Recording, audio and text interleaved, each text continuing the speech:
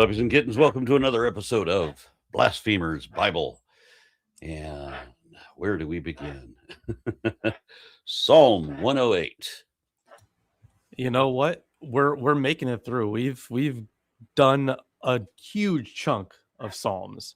When we were doing Psalms on Atheist Sunday School, I had the whole thing planned out, and it took us half a year.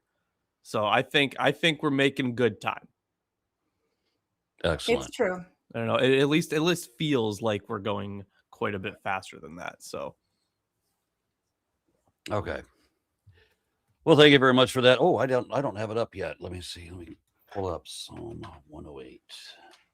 Oh, see, I thought Aaron was just going to do this without the Bible in front of him. As we all know, he is a Bible expert and has the whole thing memorized. Yes. He doesn't even have to look. Oh, I was going to say he was allergic to physical copies because, ooh. Well, I also need to be able to change translations on a whim, so it's got to be digital for that. True. No, you know them in multiple translations. Yeah. I know the correct way to translate it. Whichever suits my whim at that time. Right, yeah. Healing cat rode invisible bike over to Waters. What? Lolcat Bible. Okay. All right, I'm just going to begin then. A song, a psalm of David. My heart is steadfast, O God, my heart is steadfast. I will sing and make melody. Awake, my soul. Awake, O harp and lyre. I will wake the dawn. I will give thanks to you, O Lord, among the peoples. I will sing praises to you among the nations. For your steadfast love is higher than the heavens, and your faithfulness reaches to the clouds. Be exalted, O God, above the heavens, and let your glory be all over the earth. Give victory with your right hand and answer me, so that those whom you love may be rescued. God has promised in his sanctuary, with exultation I will divide up Shechem and portion out the vale of Succoth. Gilead is mine, Manasseh is mine, Ephraim is my helmet, Judah is my scepter, Moab is my wash basin, and on Edom I hurl my shoe. Over Philistia I shout in triumph. Who will bring me to the fortified city? Who will lead me to Edom? Have you not rejected us, O God? You do not go out, O God, with our enemies, or grant us help against the foe. For human help is worthless. With God we shall do valiantly. It is he who will tread down our foes.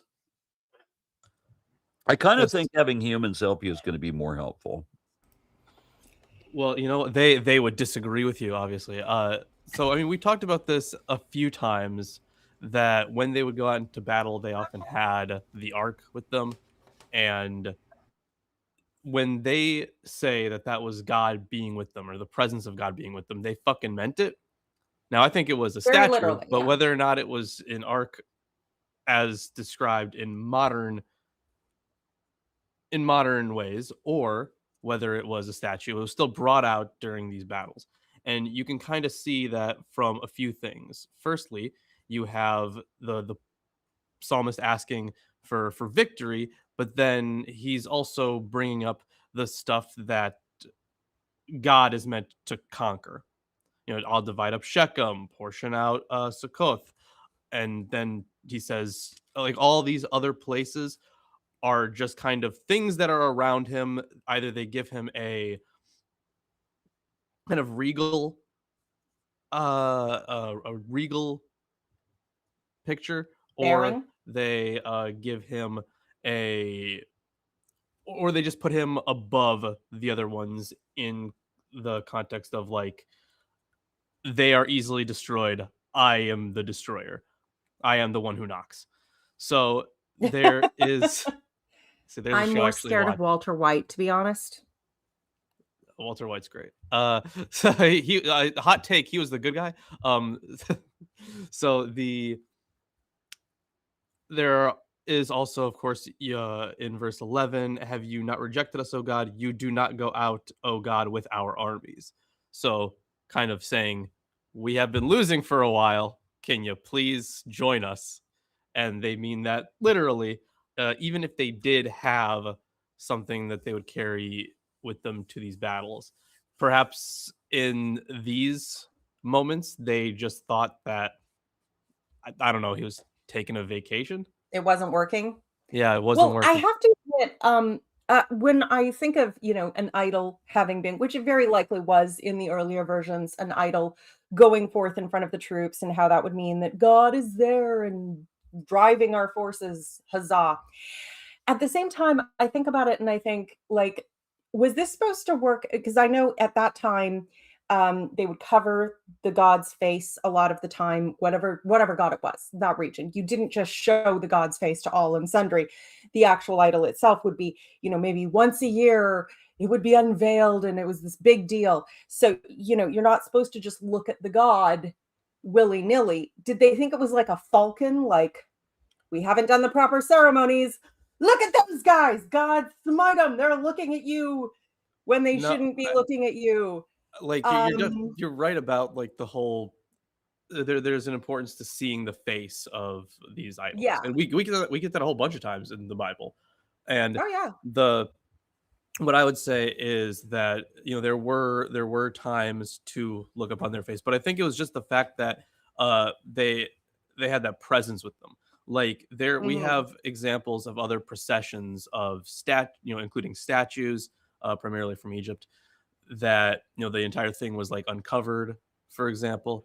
And I guess they didn't really make a big deal about looking at the idol's face, but because these Yeah, people I'm didn't think that these things themselves were gods, as much as the Bible likes to claim that it is, as much as people like to claim that idol worship means that they are right, but there might be thinking a that they are gods. specific They are representative statue of gods. that was more sanctified or was more like the one in the temple, Right. Yeah, that that one was was very special. behind Yes. it was more Behind the curtain. the god more identified with the big fancy. And the showing of faces, again, that's a more localized Canaanite thing. I was, Francesca Stavropolo, I was reading what she had to say about certain eras there and how that would work with the, not showing the face of the idol at all times. Although obviously Egypt was a bit different. Also, what stood out to me was the throwing the shoe thing. It's good to know that meme survived until the days of George W. Bush. Yeah. Adam, I hurl my shoe. Yeah. No. Literally said, "Who could I throw my shoe at?" Right. Yeah. No. I don't even remember that one. Oh wait. Wait. Hold on. He got a shoe thrown at him, didn't he? Yeah, he did. Yes, he did. Okay. Yeah, I remember that. Okay. Yeah, he was speaking in Egypt and some guy threw a shoe at him. Gotcha. Okay. And people I were didn't like know that offering was their a- daughters in marriage to him for basically telling Bush to fuck off with a shoe. Yeah. These are very. Like, this is just another way for God to be put over and in a way he's like Hulk Hogan. He just can't take an L. So this is very No much matter how many he takes. right. Yeah. No, because one of the very common motifs in the ancient Near East, especially when you're talking about destroying an enemy, was trampling over them. Or sometimes depictions will have a very large king, through scale hierarchy. You have this large king or god, even literally stepping on his foes, and not in the sexy way, in the I have just dominated your entire region, you're all dead now kind of way. So Crush the skulls. yeah, Crush them. essentially. There's Yeah, pretty much. for example, I don't know if you guys have ever seen it, the King Narmer palette. Have you guys seen that one? Probably, but I can't recall it. Yeah, you can just Google it. It's very easy. Just the Narmer palette. So you have there's a depiction on there of I forget who it was, but like he's huge in comparison to everyone else, and he's kind of has his enemies by the hair, right? And he's like about to hit them with something. There have been depictions of plenty of gods like Baal literally stepping on people while like going up a mountain or something.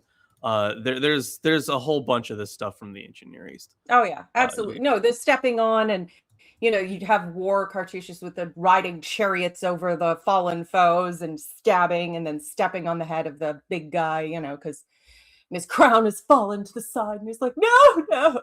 Yeah, it was all about dominance through. Oh God, this is where the foot fetish thing came from, isn't it?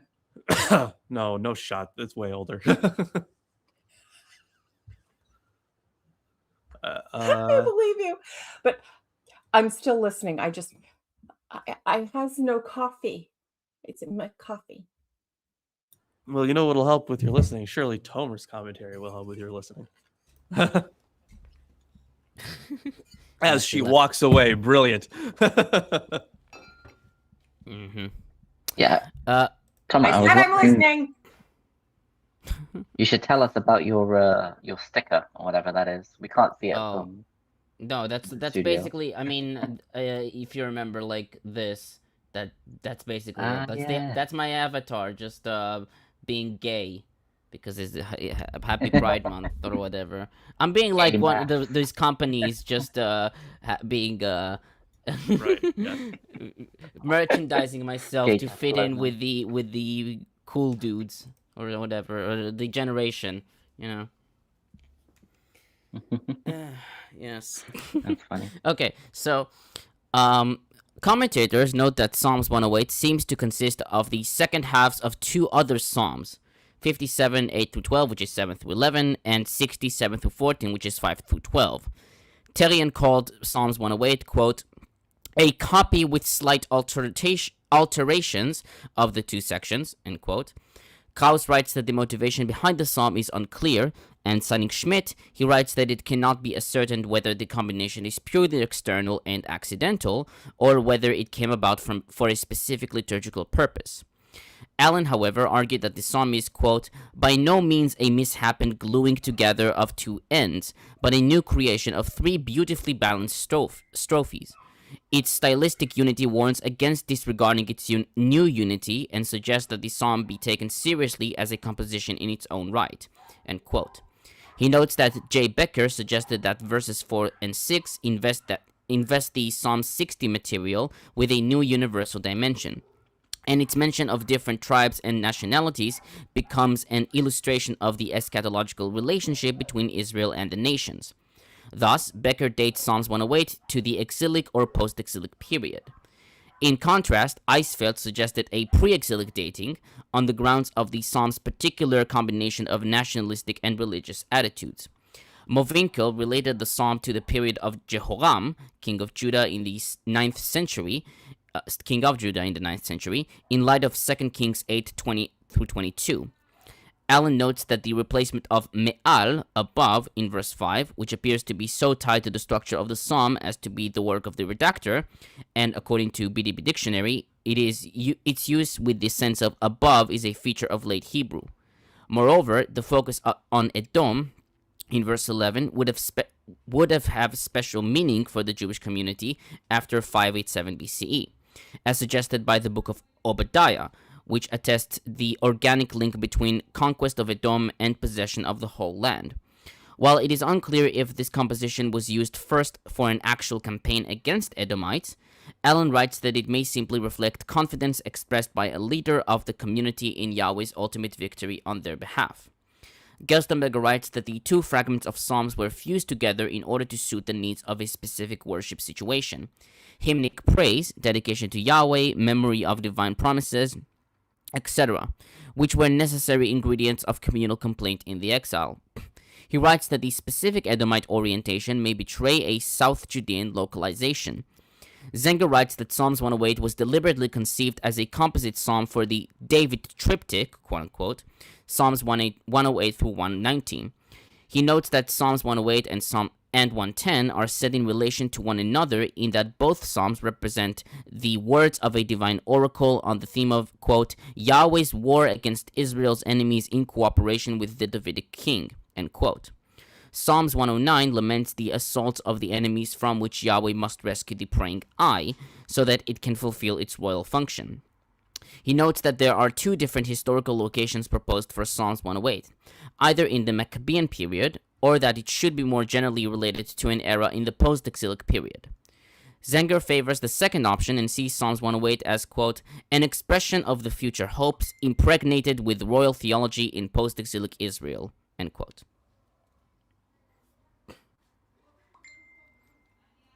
That's it. All right. Unless someone else has something to say, I think I can hop right into Psalm 109. Thank you. All right. To the leader of David, a psalm. Do not be silent, O God of my praise, for wicked and deceitful mouths are opened against me, speaking against me with lying tongues. They surround me with words of hate and attack me without cause. In return for my love, they accuse me, even while I make prayer for them. So they reward me evil for good and hatred for my love. They say, appoint a wicked man against him. Let an accuser stand on his right. When he is tried, let him be found guilty. Let his prayer be counted as sin. May his days be few. May another seize his portion. May his children be orphans and his wife a widow. May his children wander about and beg. May they be driven out of the ruins they inhabit. May the creditor seize all that he has. May the strangers plunder the fruits of his toil.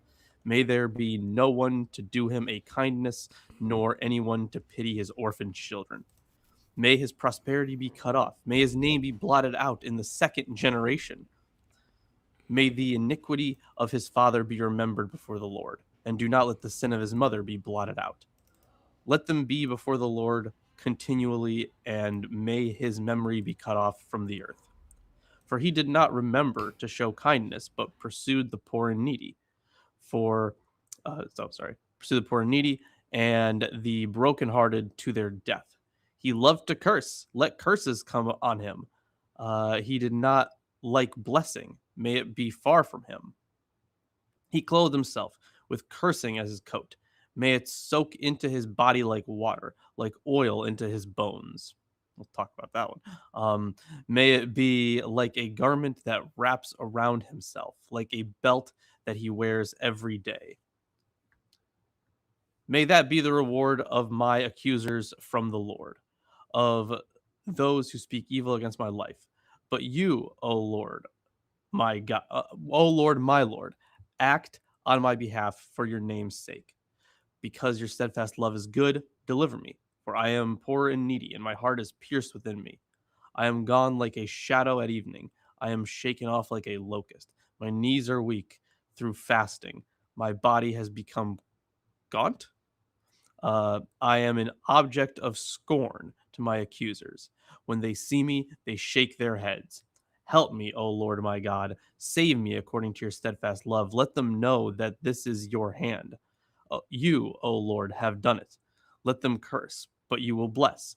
Let my assailants be put to shame. May your servant be glad. May my accusers be clothed with dishonor. May they be wrapped in their own shame as in a mantle. With my mouth I will give great thanks to the Lord. I will praise him in the midst of the throng. For he stands at the right hand of the needy to save them from those who would condemn them to death. Now, there are quite a few things to say here. Of course, there was something I forgot to say before we started this, which was the reason I was loving it so hard. You know, I'm not a huge fan of Christianity. I don't think anyone here is, but I do follow some good Christians on certain social media platforms, including TikTok. And one of them felt it was her duty as an American, because she was one, to pray for her leader. So she took her prayer from Psalm 109. And it was perfect. If anyone ever wants to argue that Trump is in the Bible, it's right here. The entire, pretty much from 6 to 20. That's the perfect prayer for Trump. So please pray for Trump. If you are a witch, this is a good spell. May his children be fatherless and his wife a widow. May another take his place of leadership. When he is tried, may he be found guilty and his prayers condemn him. All of that. Love it. Beautiful. Perfect. Nice. Yeah, this trial scene is definitely something, right? Because a lot of these are like the exact opposites of explicit promises that God would make, right? Like, I mean, we can take a look at definitely starting at verse 6 here. We're still talking about the wicked, right, from the first strophe, but the so you have this trial scene where they have like let his days be few, when throughout the text so far God's like, oh, let your days be numerous.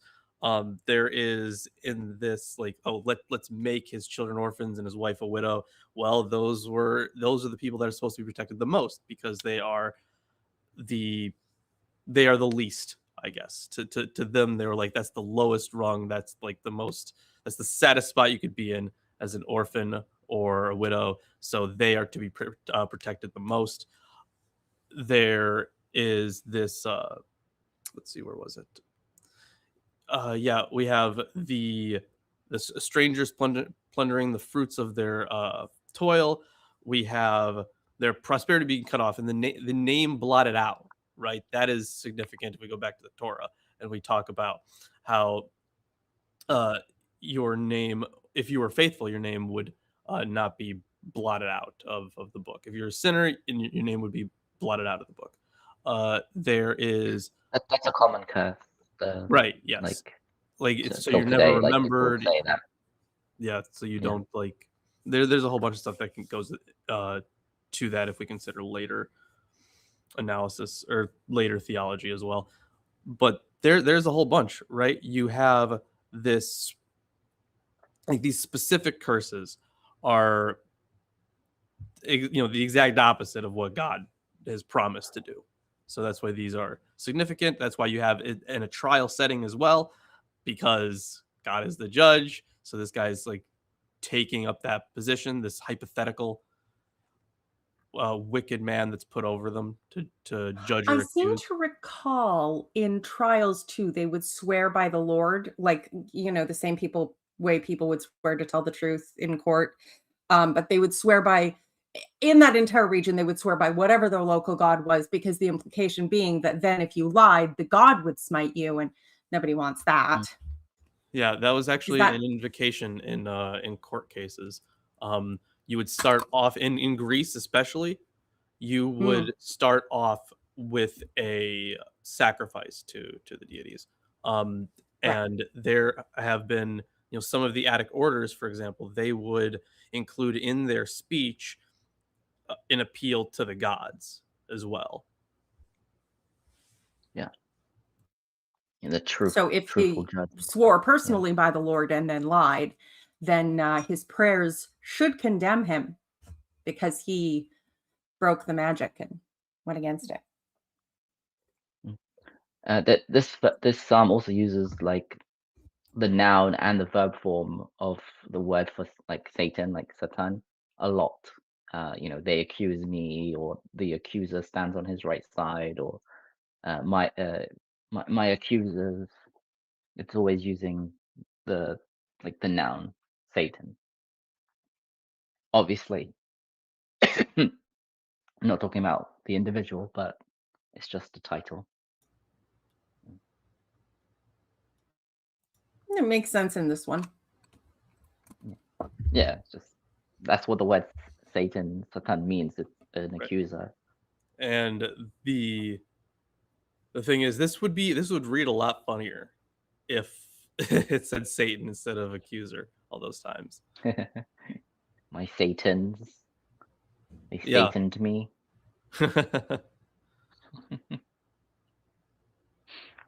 If you got Trump, what do you need with a devil? Yeah. So in verse, where is it? The one where they blot out the name. Oh yeah, 28. Is it 28 for you as well? No, it's 29 in the. Okay. Yeah. So the. Oh wait, no. May my accusers. The wrong one actually. Oh, okay. No, Yeah, I'm looking at the wrong there's a one. different one. Wait, yeah, I don't know why I looked at that one. Which one is it? No, it's the Uh, 13. 13 and 14. 13. Yeah. May his name be blotted out in the second Yeah, generation. so in verse 13, it's like, may their names be blotted out. It's Yimach Shemam, or Yimach Shemam. And you can also use it in a singular, Yimach Shemo. And there's an expression of, I don't know if it's a joke or whatever, but like Jesus in Hebrew is called Yeshu, which is spelled Yud Shin Vav. And there's like a, I guess it's a joke or whatever. It's like they say that it stands for 3 words: Yimach Shemo, may his name be blotted out, V'zichro, and his memory. So may his name and memory be blotted out. Yeah. It was like literally they're Damn. saying, like, you don't even have to say, you don't even No, have to add I it think- after his name. It's literally his name. I think it's like a later I think it's a really later tradition because Yeshu is like the It's normally pronunciation spelled- Yeshu it's normally is spelled with an I. ancient. So Hmm? the pronunciation You're saying Yeshu is Yeshu. ancient. Yeah, but I don't think it's Hebrew. I think it's like Aramaic or something. I No, think it Osiris would have been like Yeshua no, with it an is iron at the end. no Yeshu. I mean, no, Yeshua and Yeshu are both equivalent. Right. Oh, okay. Yeah, it's just one would be the short form, and I mean it. Joshua Yeah, but basically had that Yeshua, name. it's So. already, but it's already the shortened version of Joshua, which is Yehoshua. Yeah, but you have like even in the Jerusalem Talmud you have like in the Talmud Yerushalmi you have Yeshu, who is a rabbi, Rabbi Yeshu That's Dromaya. already spelled. That's already, yeah, it's true. That is spelled without the iron. Yes, so That's true. I mean Okay, they were so, found in the yeah. Geniza, but they were later corrected to Yehoshua. So Oh, really? yeah, that's I don't begrudge the rabbis the joke. They've put up with a lot of crap in that name. So Yeah. And like, they're in they the could- free. Sorry. Gave 50 RN Raw gift memberships. Thank you very much for that. She also gave me an album, which I very much appreciate. Yeah. I've just wanted her to know that I've been kind of jamming to that whenever I have to drive somewhere, put that on. That's great. nice, Thank you very much. nice. Cheers, Alira. Nice one. Yeah. So, Yes. So, Psalms 109 is usually seen as an individual lament. Zenger notes that the psalm follows the structural scheme of the individual lament, which has the following structural elements typical of the genre: appeal to God with sorrowful descriptions of the crisis in 1 through 20, appeal to God with a plea for an end to the distress in 21 through 29, and vow of praise or promise of thanksgiving as expression of certainty of being heard, 30 and 31. Gerstenberger writes that Psalms 109 is a true complaint of the individual, because the main concern of this prayer is to rehabilitate particular persons in a hopeless situation. He adds that since the psalm serves specific cases only, we may define the subgenre as an anti-defamation song, or as a counter-curse. As for the setting, Allen writes that there are no clues to solve the issue of the age of the psalm.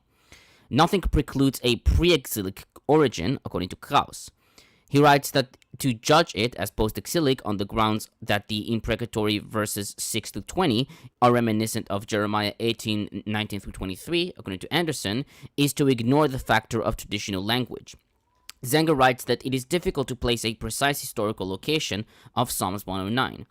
The psalm reflects a public power struggle involving legal and social conflict, and the speaker may be an important figure with some kind of official position and social standing, whilst his opponents are influential enough to manipulate legal procedure in order to destroy him.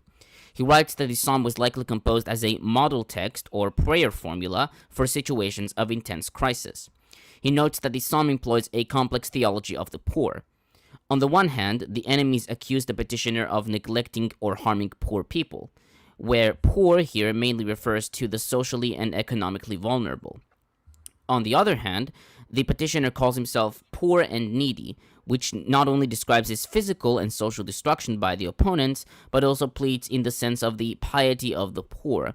that Yahweh will support his right and rescue him as his divine protector. He writes that this nuanced use of the concept of poverty and the piety of the poor favors a post-exilic origin for the psalm. He takes the conflicts over the social reforms of the 5th century as a plausible setting for the psalm, possibly during Nehemiah's time. Thus, the petitioner will be a reformer whose actions on behalf of the poor were countered and opposed by his opponents.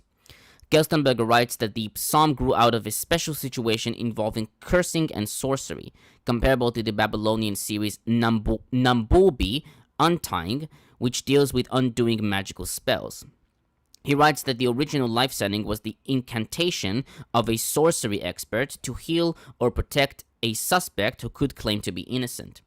He writes that healing rituals for individual patients were held at the home of the sick or persecuted, perhaps also at local sanctuaries. Later, prayers like Psalms 109 were drawn into the Yahweh community. He writes that the early Jewish community must have continued to offer services for people accused of sorcery, either separately or within the regular assembly of worshippers. Psalms 109 was used in this fashion until it fell into disgrace because of its personal condemnations. That's it.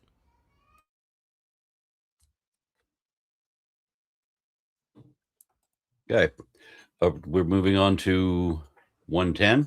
Yes. Maybe you should check the comments first. No, that's a private one. Okay. Okay. Yeah. Because we read out the one from Alira. Okay.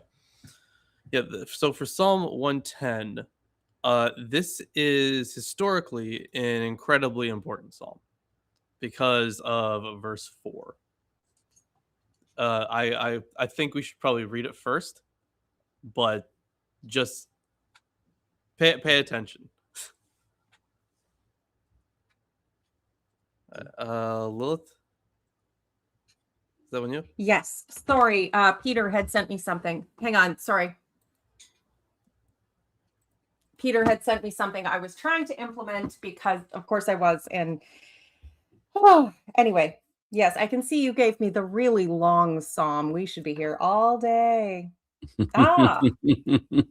However, it is one that Jesus used, so I'm sure there will be Christians talking about it.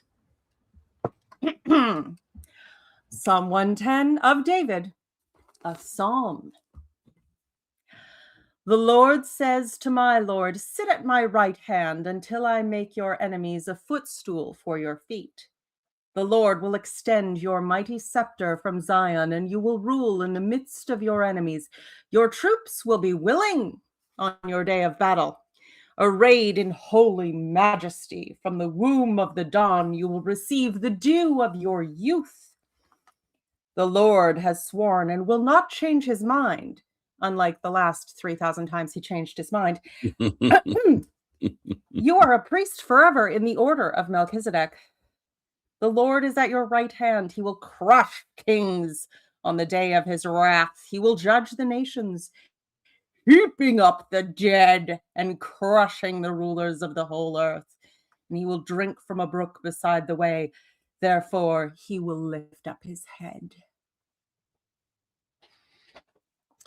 Yeah, I'm very much getting the skull crushing meme. Yeah, this like obviously, you know, they're kind of talking about a battle here and blessings, but the obvious most important verse, historically speaking, here has been verse 4. The Lord has sworn, and he will not change his mind. You are a priest forever, according to the order of Melchizedek. So, Melchizedek was, I mean, he just appeared once with Abraham. And like in that story in Genesis, was it Genesis 14, 13? 15? Yeah, it was the story where he had rescued Lot and all the people of Sodom and Gomorrah from whichever kings had overtaken them. And he gave to Melchizedek the Lord's portion. So Melchizedek was a priest king. Yeah, he was a priest of, was it El Elyon, I think it says? Yes, I believe so. So yeah, he was. Yeah. That so the meaning of like you were a priest in the order of Melchizedek. So there's obviously debate about like how it should even be understood. Like in Genesis, it could have been argued that, you know, instead of being a personal name, it would be like, my king is righteous, and like I still want to make like a whole video about Melchizedek because it's very interesting. So in later tradition, what this would mean, like what are they thinking of as in the order of Melchizedek? So Melchizedek in later times would be seen as kind of the high priest in heaven, essentially.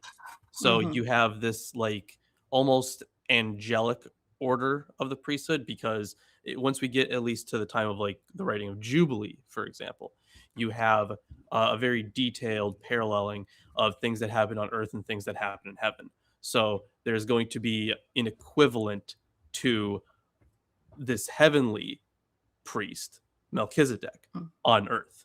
And of course, once we get to Hebrews in the New Testament, it really goes balls to the wall on that interpretation, where Jesus is the priest in the order of Melchizedek.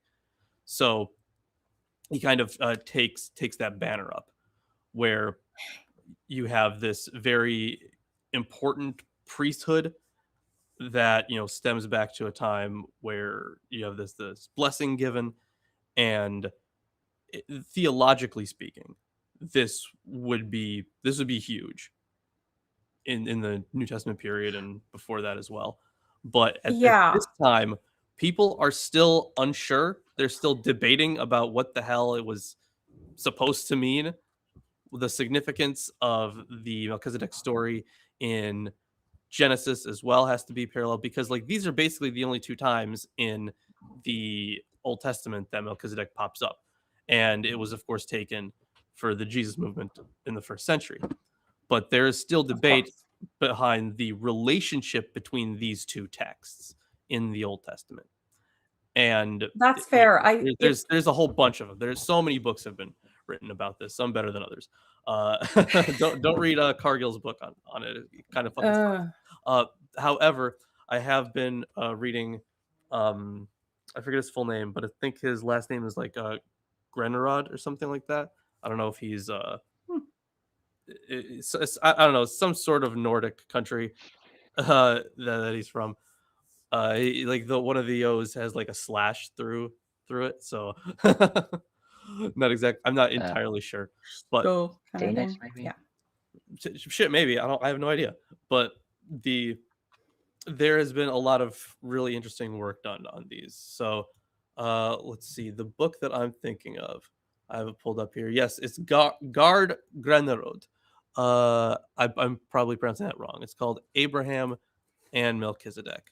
That's the name of the book. I have only read like about a third of it, I guess. But it's definitely like one of the books that I will be going back to a lot when I finally decide to complete my Melchizedek project, because it is really interesting how this was taken over by early Christians. Well, it's an interesting, because I recall us having something of a conversation about this at the time that we were doing Genesis, because in the initial story, it doesn't seem all that weird. El Elyon was a local deity. It was entirely possible for there to be priests of that local deity going about. But once you get into later revisionist, Reconstructionist and, henotheistic to monotheistic Judaism, that doesn't really work. This was only supposed to be Israel's God. It was supposed to be the one true God. Nobody else knew. That was their whole role. And so Melchizedek starts to become maybe a little bit like the angels that came pretending to be travelers and visited Abraham and got, prophesied about his wife getting pregnant, or came before they went to destroy Sodom and Gomorrah. And it starts to take on this supernatural element. And then from there, obviously, the Jesus movement grabbed a hold of that and ran with it. But there's a lot of interesting questions about how that sort of developed over time from something comparatively normal, having a priest of a local god and paying your respects when you win a battle, to magic, bitch.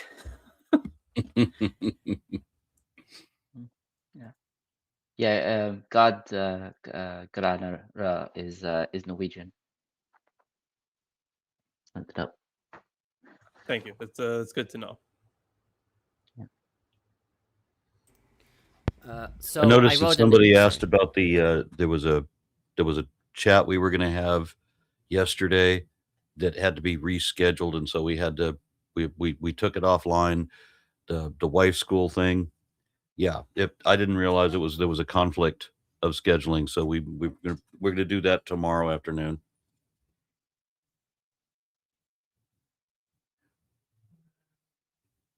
Okay, so I have an extensive commentary on Psalms 110 because it is an interesting psalm in general, because I think some commentators take it as like pre-exilic, though I think most take it as post-exilic. No, yeah, most take it post-exilic, but I just thought it was very interesting. So Krauss writes, quote, "No psalm has evoked as many hypotheses and as much discussion amongst scholars as the 110th psalm." End quote. Psalm 110 is generally taken to be a royal psalm. Allen notes that on the basis of the two divine oracles of verses 1 and 4, it is commonly held that it was uttered by a court prophet, and the most popular setting of the psalm is a royal coronation at the temple in Jerusalem. He notes that some scholars, like Gaster and Wittengren, even made elaborate reconstructions of the enthronement ritual based on Psalms 110. Gerstenberger writes that because of the fragmentary state of the psalm, it probably had to be used in connection with other songs focusing on royal figures, such as Psalms 2, 20, 21, 45, and 132. He writes that as the prophetic framing and interpretation of basic oracles make it difficult to place the text in monarchic times, one should consider seriously a genre classification of messianic promise. Several commentators take a pre-exilic dating to the psalm. deClaissé-Walford writes that the origins of Psalms 110 may most likely be found within the monarchic period of ancient Israel's history. Terrian writes that the mention of Zion makes the date post-Davidic, and separates it from the tradition of a Mosaic and Aaronic priesthood. Krauss takes the earliest period of the kings to be the time of origin of Psalms 110, noting that in later times it is more unlikely that reference was made to the pre-Israelite transmission of Jerusalem. Allen writes that most scholars have opted for the period of the monarchy, generally in its early stages. Recently, however, there has been a tendency to date Psalms 110 to the exilic or post-exilic period. Gerstenberger writes that the psalm should be localized in the exilic or post-exilic messianic expectation, noting that the Jewish community of the Second Temple periodically developed fervent expectations of a restitution of the Davidic Empire, or more generally, hopes for a thorough change of all political, social, and economic affairs, connected or not with the emergence of a special messianic figure, as we see in Isaiah 9, 1-6, 11, 1-9, Haggai 2:23, Zechariah 1-7, and 12-14. Zenger notes that unlike Psalms 18 and 21, where the king acts as a warrior, in Psalms 110 it is Yahweh who is the real agent. In Psalms 2, which has in common with Psalms 110 the motif of enthronement, the king receives a commission to crush other kings with his own club. He writes that Psalms 10 and 21 are pre-exilic in their primary versions, and considers Psalm 2 to be of late pre-exilic dating. He notes that the priest motif in Psalm 110 is unique, and the motif of the divine oath that Yahweh does not retract presumes Psalms 89. Thus, he favors dating Psalms 110 in the post-exilic period. He also notes that Miriam von Nordheim takes Psalms 110 as a victory song, and locates its origins in the Jewish Hellenistic community at Alexandria.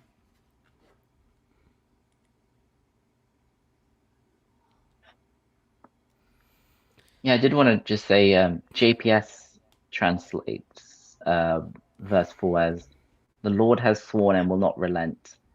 You are a priest forever, a rightful king by my decree." So I don't know if they're doing that on purpose to avoid. Yeah, like the, I think they might be.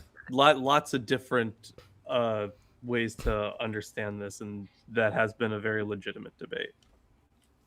Yeah, I mean, they have a note, like, or after the manner of Melchizedek, Yeah. a rightful king.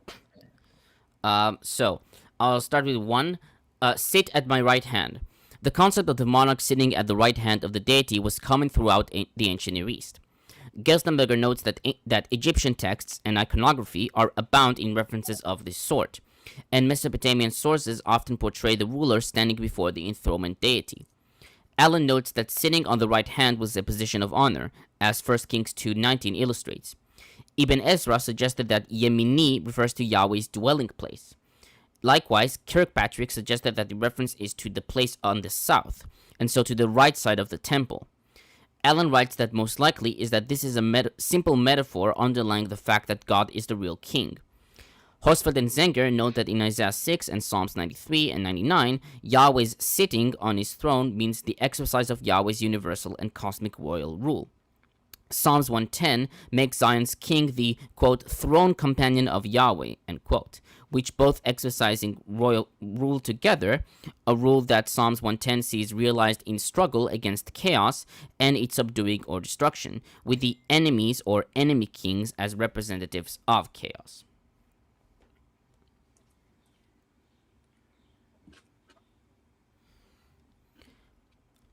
On verse 2, Hosfeld and Zenger comment, quote, there is a change of speakers from verse 1 CDE to verse 2, inasmuch as now Yahweh is spoken of in the third person, although we cannot absolutely exclude the possibility that Yahweh is also speaking in verses 2 and 3.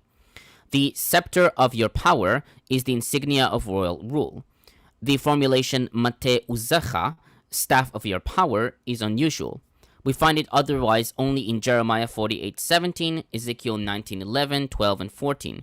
But there as a broken or disempowered ruling staff of Moab in Jeremiah 48:17 and Israel in Ezekiel 19, with which the king on Zion is to strike down the enemies and deprive them of their power. This staff has the power to do this because Yahweh himself extends this ruling staff of Zion's king against the enemies. Verse 2c makes explicit the consequences of this action of Yahweh by means of an imperative. With this gesture, Yahweh makes real his royal cooperation with Zion's king so that the latter can make his rule effective in the midst of his enemies. The verb rada, rule, have dominion, used in verse 2c, which, as we know, also characterizes the royal duty of human beings in God's world in Genesis 1:26 and 28, is a term likewise widely attested in Assyrian sources for the authoritative and powerful exercise of royal rule in the double aspects of subduing and subjecting all foes for the benefit and peace of the kingdom in question. It is rather doubtful that here, as throughout Psalms 110, a concrete historical situation is in view.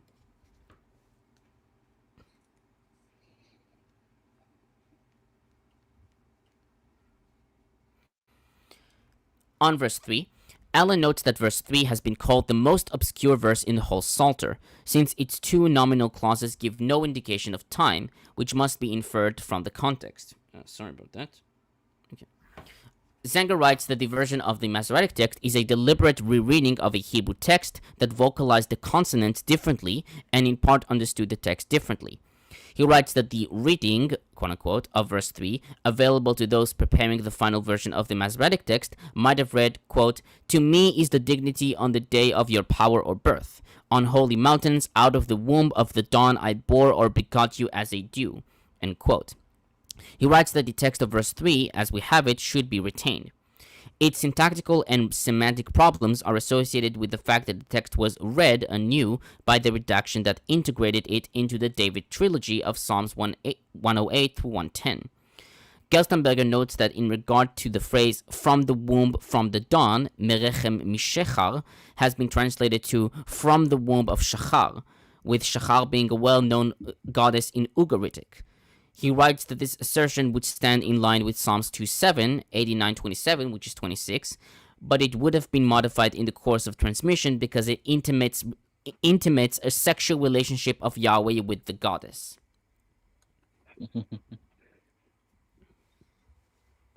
Does it indeed?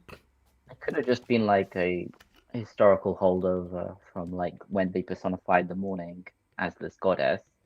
So the morning has a womb.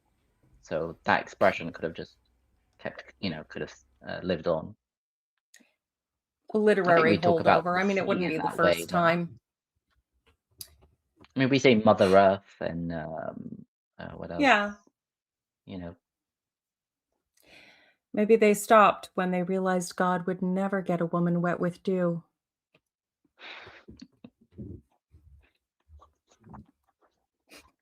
I mean, I know, I'm bad.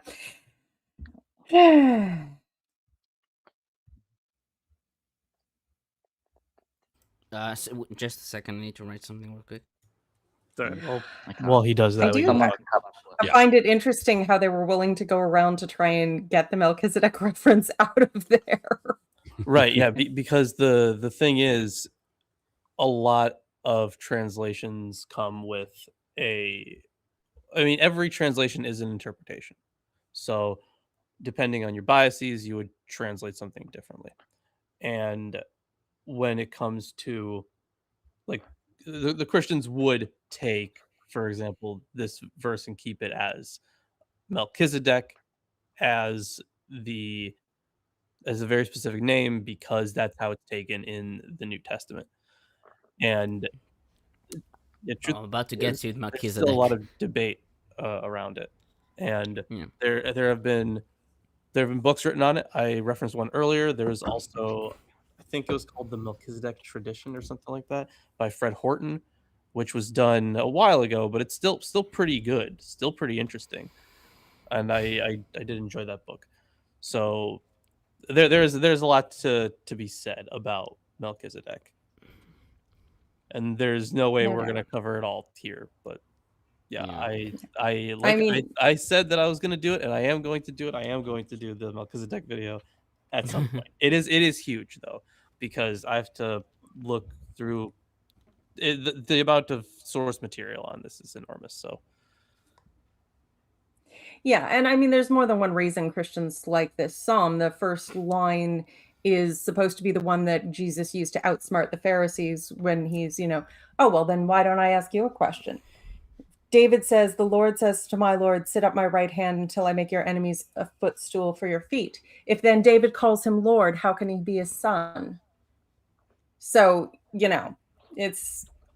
that had some theological implications too, with the whole son of David and Messiah and stuff that was part of that whole ideology at the time. Okay. So on verse 4, in the order of Melchizedek, the Masoretic text reads, Al divrati Melchizedek. The phrase Melchizedek has been traditionally taken as a reference to Melchizedek, the priest king of pre-David Jerusalem, known as Salem, whom Abraham pays tithes to in Genesis 14. This identification is favored by most scholars. Allen writes that the purpose of the mentioning of Melchizedek is legitimating both Jerusalem in the Yahwistic tradition of Israel and the priestly prerogative of the Davidic monarchy. He writes that an appeal is made to the mysterious figure of Melchizedek as the ancient priest of Yahweh, rather than of a pagan Canaanite god. Hosfeld and Zenger write that the backward link of the new kingship to Melchizedek promise a dignity to the new kingship that is fundamental in the truest sense of the form. They write that it is possible that this priestly dimension of the kingship is meant to relativize or correct the dominant military dimension in the rest of the psalm.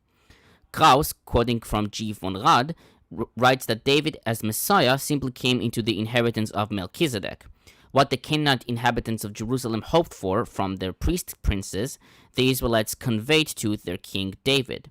He writes that this transfer of most ancient traditions to David and his dynasty took place when the Jebusite regulations and cultic traditions were adopted, traditions which experienced a comprehensive reception in Israel.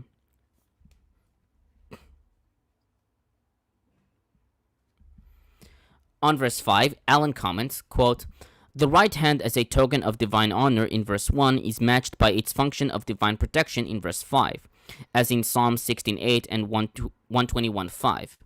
The sense is derived from a different metaphor and so is not at variance with verse 1. For an Assyrian parallel, one may compare Anat 450a, quote, "The god Sin is at your right, the god Shamash at your left," end quote. Again, the prime agency of Yahweh comes to the fore. God, whose authority bestowed Jebusite kingship on David, is the power behind his throne in military matters. As the narrator of David's campaigns made clear in 2 Samuel 5:10, 8:6, and 14, the secret of his success was that Yahweh was with him.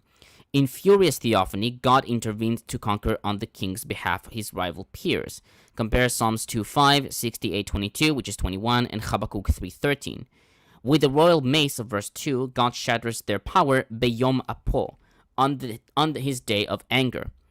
Anderson suggested that this may be the prototype of the later concept of the day of Yahweh. Compare Isaiah 13:9 and Zephaniah 2:3. Psalms 2:5 presents a close parallel. The universal God wrests territory from other kings, quelling all willfully resistance to the divine rule and endowing the liegemen with worldwide domination. Compare Psalms 2:8 and 9, 72, 8 through 11. And finally, on verse 7, it is unclear what verse 7 refers to. Krauss argues that the singer refers to a sacramental act that belongs to the ritual of the crowning.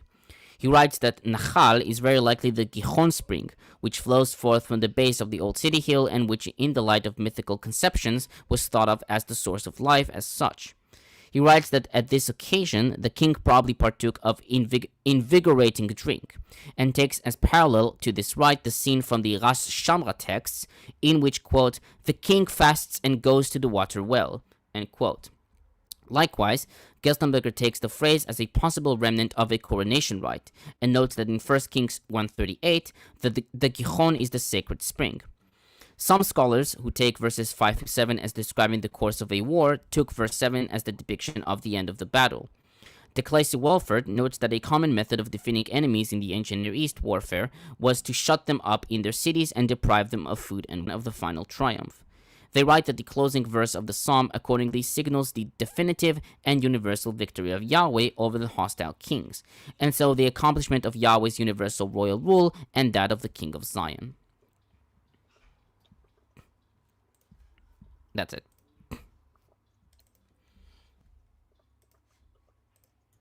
All right, so Tomer, I see some comments though. Psalm 112, Yeah. Psalm 111. Okay, so my unfinished journey says, "Hail Aaron and Panel, and hail resting territory from other kings." I don't know why I saw that as wrestling. I thought it was a message Well, to you. I saw it as wrestling too. Okay, and Alira the Free gave another 50 RN Raw gift memberships, taking us up to Oh, 100. I see. Thank you. Peter, what the hell happened? I What have was that no all about, idea. Peter? I have no idea. Lilith shared Sure. something, and that Sorry, was I was- automatically It shared. was I was trying to change my background because I forgot to do that for Pride. And I don't know, my settings are being weird. So Terrible ally. yeah, I know. I'm a terrible, terrible ally. It's the end of the world, yada yada yada.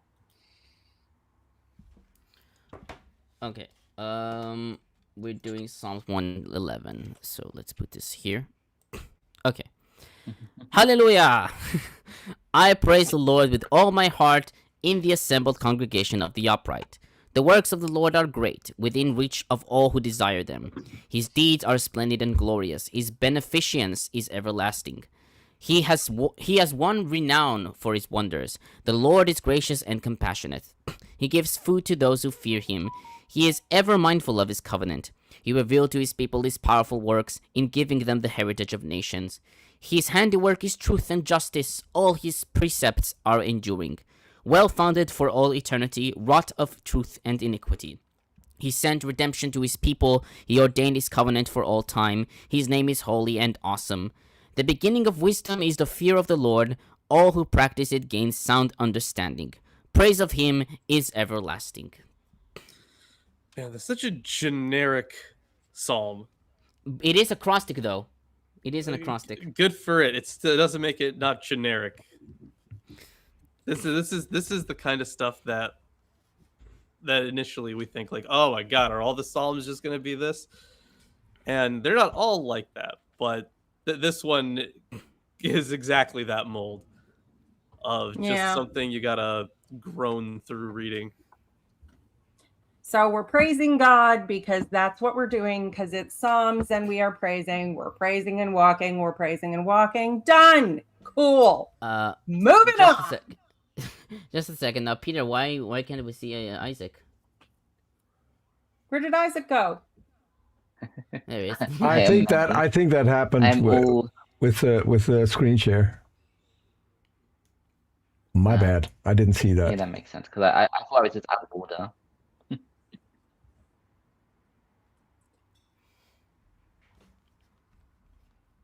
There we go. I got nothing on this. It's such a nothing burger of a psalm to me. Well, I have some. Okay, great. So, Psalms 111 is an acrostic psalm, and it is generally classified as either a hymn, according to Gunkel, or as a psalm of thanksgiving, according to Schmidt. Gerstenberger argues that acrostic poems generally differ from thanksgiving and hymns. Their formal orientation is, in the first place, with alphabetical order, not a ritual but a literary and aesthetic category. Yet, a closer look at acrostic in the Psalter reveals in each case a certain affinity to specific genres of psalms. He notes that Psalms 111 is a hymn, as verse 10c says explicitly, and verse 1 indicates by a summons to praise and a thanksgiving formula. Terrien notes that it has been suggested that Psalms 110 was composed for an autumn festival celebrating the covenant.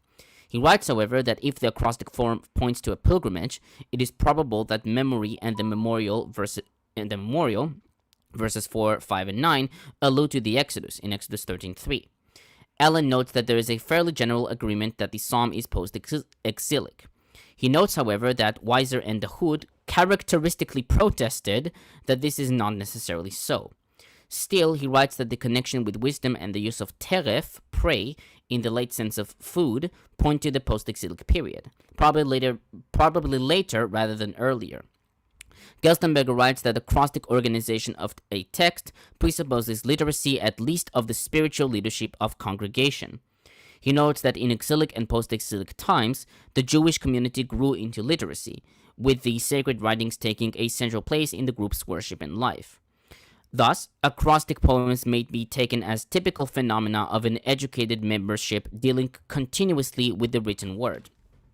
And Zenger comments, quote, "The spiritual home or milieu of origins of Psalms 111 is so-called Torah wisdom. It reveals a striking kingship with the Torah Psalms, Psalms 19 and 119. Typical of wisdom, from a literary point of view, is the form of the alphabetic acrostic, and, from a textual pragmatic standpoint, the aspect of advice for living or a doctrine for living. The proprium of Torah wisdom is evident in that the sources of wisdom instruction are no longer general experiences in relation to nature and in social interaction, as in ancient wisdom, but the saving deeds of Yahweh described in the Torah. In addition, the fear of God, which is realized in the doing of the commandments, is proposed as the principle and essence of wisdom. Studying the works of Yahweh, compare verse 2b, leads not only to a right knowledge of God, but also to right action. The wisdom saying cited in verse 10a receives here a different nuance from what it had in ancient wisdom. Compare Proverbs 1:7 and 9:10. Whereas in ancient wisdom, trust in the good order of the world, set in motion and kept alive by God, was presented as the beginning of wisdom and the way to a happy life. Here, the study and doing of the commandments are proclaimed as the best wisdom and the life-sustaining praxis of fear of Yahweh. That's it. Oh, the joys of life-sustaining fear.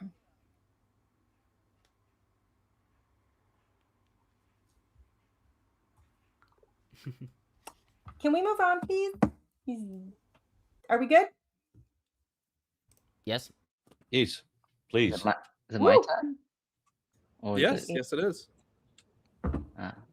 So Psalm 112. Hallelujah. Happy is the man who fears the Lord, who is ardently devoted to his commandments.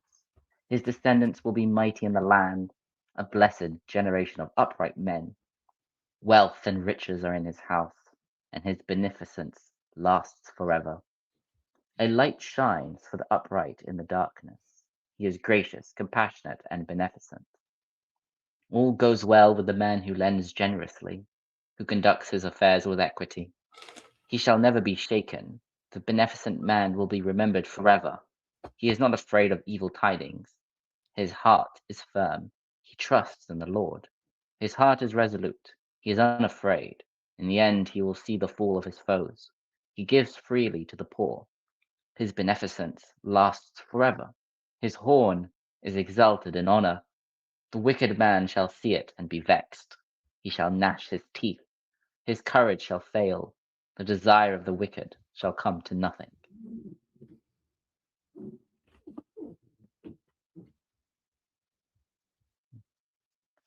Okay. Short and sweet. Seems contrary to what Shakespeare said when Polonius in Hamlet said, "Neither a borrower nor a lender be." So apparently the virtuous man lends generously, and by lends I assume he means give out, because lending is a bit of roulette, whether it's books or money.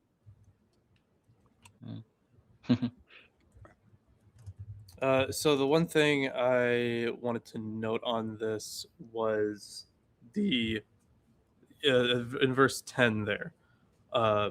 Sorry, in verse 9, where you have the imagery of the horn being strong, because one of the biggest symbols for strength in the ancient Near East, we've talked about this before, was the aurochs, right? So the huge bull, basically big bull, and the horn imagery was used by itself as well to kind of course call back to those, but that's why we've seen it in multiple places, the righteous being a horn, or so a particular person acting as a horn because they are strong. And then I also found verse 10 interesting, because the wicked have started gnashing their teeth whenever the righteous do good. Yeah. Don't do it That's a different. kink, I think. Yeah, So you're telling me Satan has a biting kink? No, you take other people's. Is that a teeth. problem? Ah, Is that a problem? no. Yeah, I don't kink shame, Lilith. I didn't kink shame. I just mentioned the existence. That's not shaming. Well, if Satan likes it, then maybe it's good. Yeah. By the way, today is a version of 666, the 6th of the 6th month, 2026. Ah, lovely. I Dun, know, dun, I know dun. people got upset back in like 2016 or 2006 on the 6th of June. They were like, that must mean something. Yeah, It it's a doesn't very mean blasphemous day. A good day. Also, it means that is it is the always a 6th of blasphemous June. day. 6th of June, Okay. not the June Yes. 6th. No, 6th of June. That's it. Okay, so Psalms 112 is an acrostic psalm and is generally taken to be a wisdom poem. Zenger notes that while there are some suggestions that Psalms 112 has a cultic Sitz im Leben, Lipinski argued that it was used for greeting pilgrims at the temple gates. Schleidenberger suggested that the Feast of Booths, which is the Sitz im Leben, Schmidt greeting a man who comes to offer a thanksgiving sacrifice, and Weiser cultic blessing. He notes that usually it is taken either for instruction in the school of wisdom or as a kind of sermon text for priests teaching the Torah in the temple. Gerstenberger writes that Psalms 112 takes the difficult approach of an acrostic composition, and it should be labeled as an acrostic felicitation, because the just one is the center of interest. Allen writes that the psalm is a specimen of Torah-centered piety, and in this and other respects it resembles Psalms 1. But it lays more stress upon virtue and its blessings, and devotes only the 3 final kola to the wicked. He notes that the Psalm's most obvious feature is its close relationship to Psalms 111. He notes that a number of scholars have suggested that the same author for both, or at least the same circle. He writes that it is more likely that the composer of Psalms 112 made use of Psalms 111, and that he has reapplied Psalms 111 as the theological basis for a lesson in wisdom.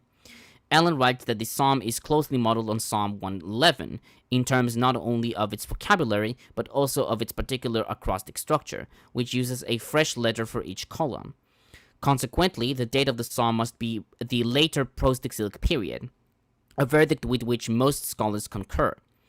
Likewise, Terrien writes that the author of Psalms 112 used Psalms 111 as a model, and the date is therefore also post-exilic, when Jewish communities spread throughout the Persian Empire, and wealth was both a cause and a result of social interdependence. Zenger, however, writes that it is unlikely that both psalms are from the same hand, given their stylistic differences. He writes that since Psalms 112 is less artistically shaped than Psalms 111 and adopts a more conventional concept of the Torah, we may suppose that Psalms 111 is the older text and was closely followed in the shaping of its twin.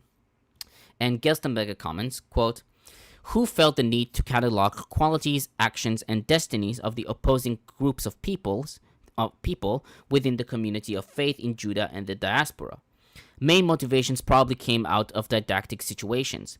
Think of congregations of Yahweh believers at that time who did not have a national political organization of their own, but were living with dispersion or diaspora codes of faith and behavior. Catalogs were the only means of forming a consciousness of identity and delimiting the true body of members. Very likely, this was done in instructional settings. Both Psalms 111 and 112 are didactic in nature. They tell the community some basic insights of why and how to praise Yahweh, concentrating on his gift of a land to live in. The two acrostics are material for instructing the community, especially youngsters, to be introduced to life and worship of that religious group." That's it. All right.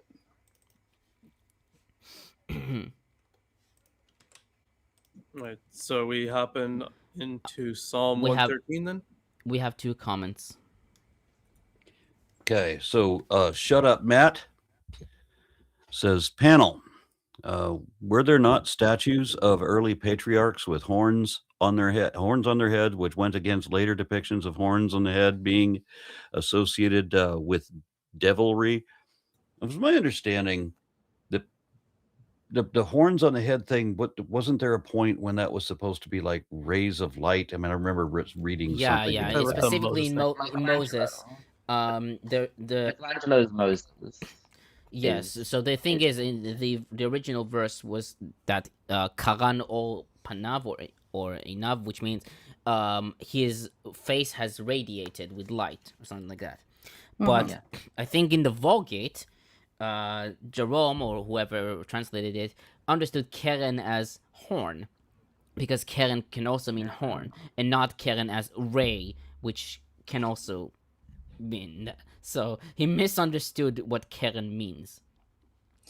Yeah, it I was would've the thought story that. of Moses coming back from talking to God, and his face is so bright that nobody can look at him, and they're all kind of freaking out because he's not supposed to glow like an alien. Fair enough. And then, the rays of light get turned into horns. But that misunderstanding was obviously well facilitated by the fact that the horns of power were a trope in the Bible, in that whole era. The concept of who wears the horns of power, they were used in prophecies. I mean, for all we know, the crowns that they initially started with in this part of the world started with horns, gold horns for the king to wear, because look at me, I am so powerful. And then later, I don't actually know. Lawrence, could you tell me if it originates with the association of sheep and goats, the diabolus being associated with horns, ram's horns, and then eventually all horns? I think isn't that because of Pan? Isn't See, that I'm where not- Satan got confused with Pan, and Pan is depicted as like a fawn? I'm sure that affected the art totally, because Pan is a horn dog and we can't have that. Maybe- But the Is the sheep and the scapegoat goats related? division was a Jesus thing. Is the scapegoat Oh. perhaps related to it? Because it is a Sa'ir la Azazel, a hairy one to Azazel, maybe? Yeah, but goats were also used as all kinds of sacrifice, and Yeah. Yeah, bull I'm not. horns They're and not I'm not oryx considered exactly. horns. good and evil. I'm not exactly sure where the horn imagery came from when it comes to like the devil. Not Hmm. entirely I sure where that always thought started. it was just medieval Europeans associating pictures of Pan, the Roman like nature god, with Satan, and therefore Well, I Satan could is totally see depicted that as happening in, Augustine's time, where he's trying to write about how obviously all the pagan gods are demons, and I mean Pan is Pan, so he's doing all the things that no, getting drunk and laid and apparently humping a goat in that one statue's depiction. So yeah, I could see that coming in later, but I don't know the thing with the goats. I don't know. I'm speculating a little bit here. He could have been playing into a trope or justifying it after the fact. Okay, so are we moving then to is it 113? Yeah, Is 113. is it me? Yes. Okay. All right then. Praise the Lord. Please, O servants of the the Lord. Praise the name of the Lord. Blessed be the name of the Lord. From the rising of the sun to its setting, the name of the Lord is to be praised. The Lord is high above all nations, and his glory above the heavens. Who is like the Lord our God, who is seated on high, who looks far down on the heavens? You look far down on the heavens and the earth. He raises the poor from the dust. He lifts the needy from the ash heap to make them sit with his princes, and the princes of his people. He gives the barren woman a home, making her the joyous mother of children. Praise the Lord. Yeah, there are a few things that I want to note about this. So the importance of the name of the Lord. It's being blessed on its own separately from God. So the idea, I think I mentioned this once before, where you have God's or the experience of a God being associated with different aspects of that deity. So, for example, let's say you were in, let's take a different culture altogether.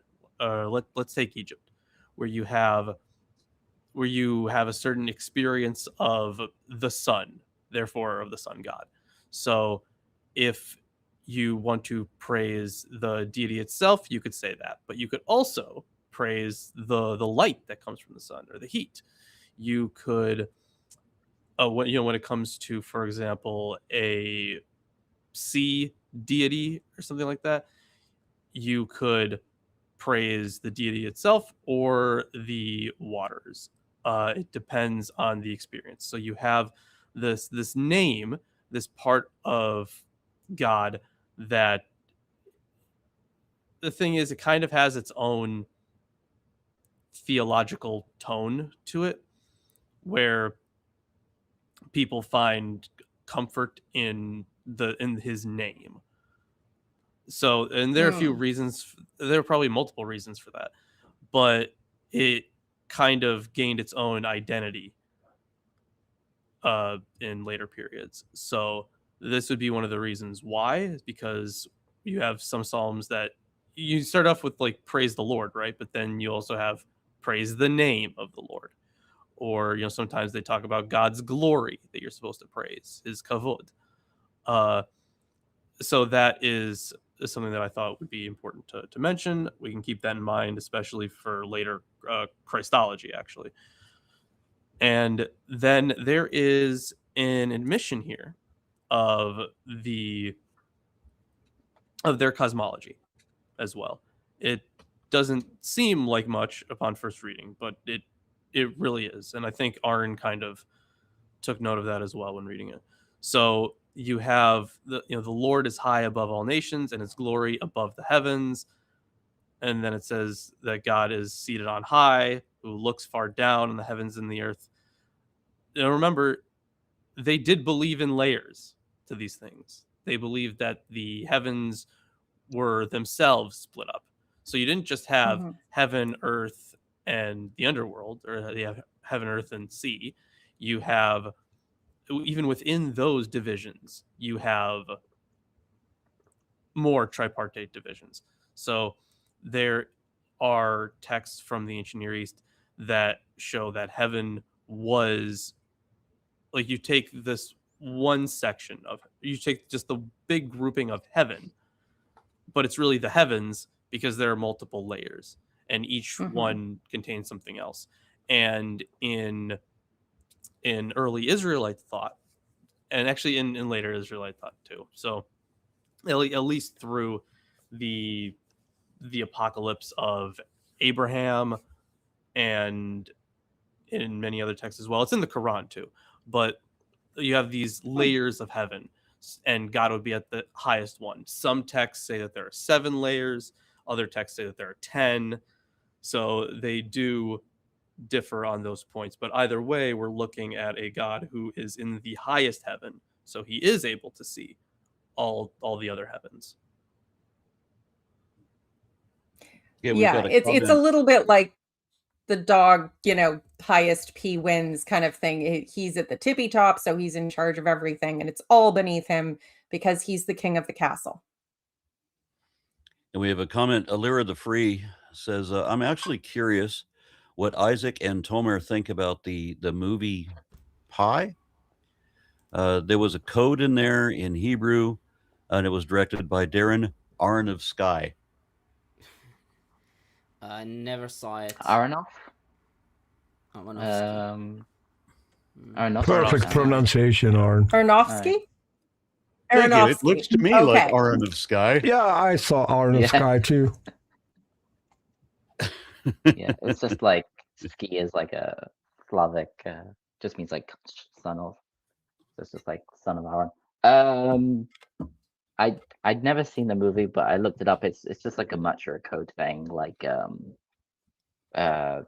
some guys like, oh, it explains to the main character that there is like what gematria is, and like give some examples which are correct, but some examples that aren't correct. And then the whole movie's about how like there is a secret code, God's name, that the Wall Street wants to use, and not Wall Street. What's the financial stuff?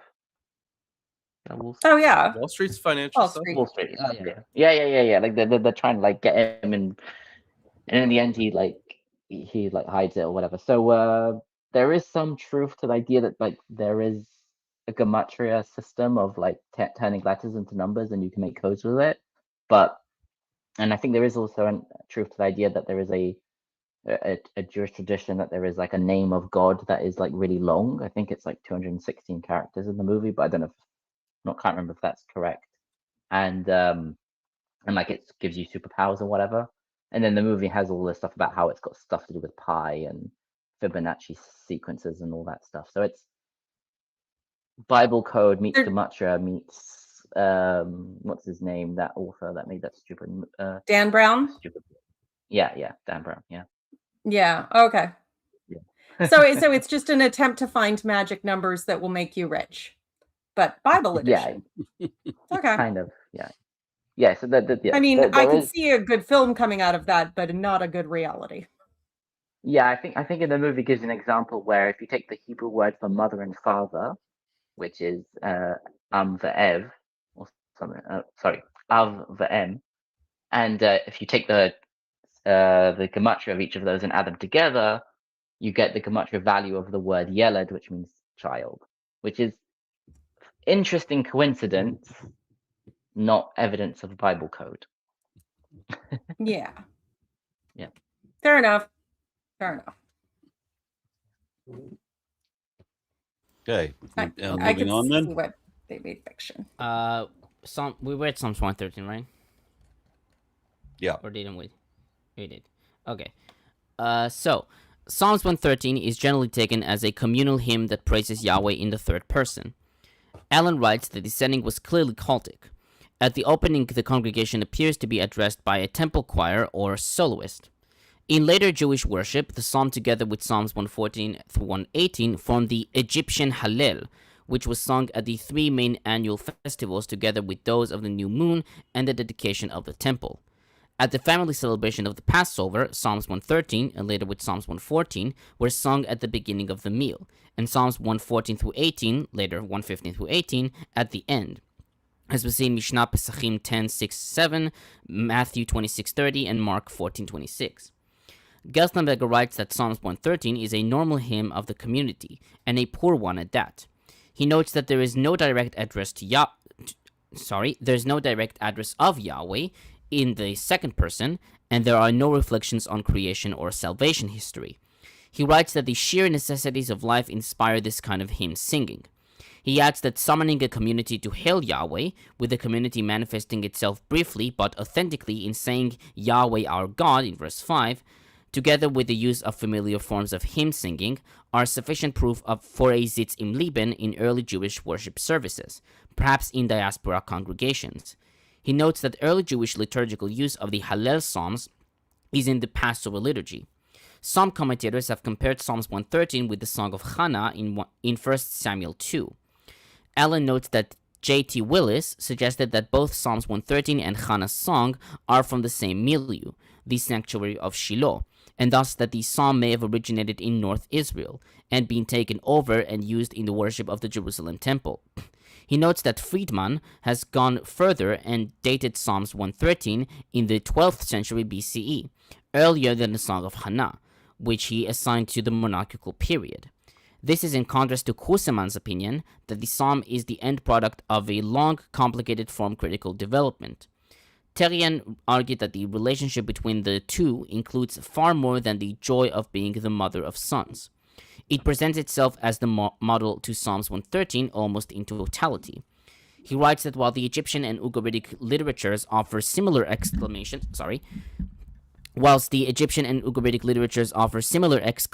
on the incomparability of their favorite deities, the emphasis of both Hannah's song and Psalms 113 lies on the wonder that moves much farther than sunrise and sunset, because it not only involves all the nations of the earth, but it also presents an ideal of social equity for the elect people, verses 7-9, unheard of among other nations.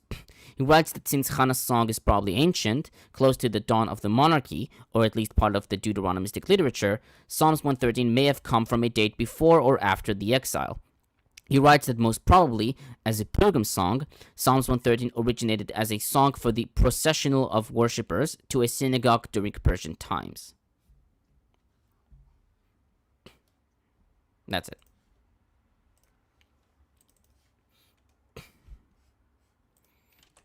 All right. Well, making good time again. Oh, who's going to what is it? 114, I think. Yep. Is that That's me. Lawrence, yes. It's Lawrence's turn. Okay. All right. When Israel went out from Egypt, the house of Jacob from a people of strange language, Judah became God's sanctuary, Israel his domain. The sea looked and fled. Jordan turned back. The mountains skipped like rams, the hills like lambs. Why is it, O sea, that you flee? O Jordan, that you turn back? O mountains, that you skip like rams? O hills, like lambs? Tremble, O earth, at the presence of the Lord, at the presence of the God of Jacob, who turns the rock into a pool of water, the flint into a spring of water. Pretty short psalm, but of course we know the stories that they're referencing. We have it beginning with the actual Exodus, and then we end it with the water from the rock narrative. And in the middle, we get something that we've seen this in a few places before, where you have nature being personified. The mountains skip like rams, and the hills, I guess, skip like lambs. But I would say that for some of these things, it does go back to a time where they did believe that there was something was personified, that it had its own character, essentially. So we've talked about the sea, plenty, right? How you have this going back to this chaos comp where you have this ocean monster, this deep sea creature, that is representative of the watery chaos that existed before, that had to be subdued by God. So while you have this Exodus narrative, the conflict with the sea goes deep with that. You can go back to what we were talking about for Psalm 29, for example.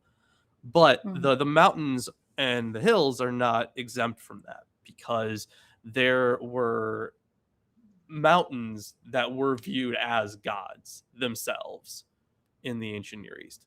So it would be incredibly important for, at this point in time, it already disappeared, that kind of view, but we do have evidence of, in fact, let me see if I can pull it up. We do have evidence of mountains being viewed as God, or as a god. So it'll probably take me a minute to find, so you guys can do whatever commentary you want while I look for this. No, that's fair enough. As someone who lives in mountains, I would very much like them to not skip like rams. Thank you.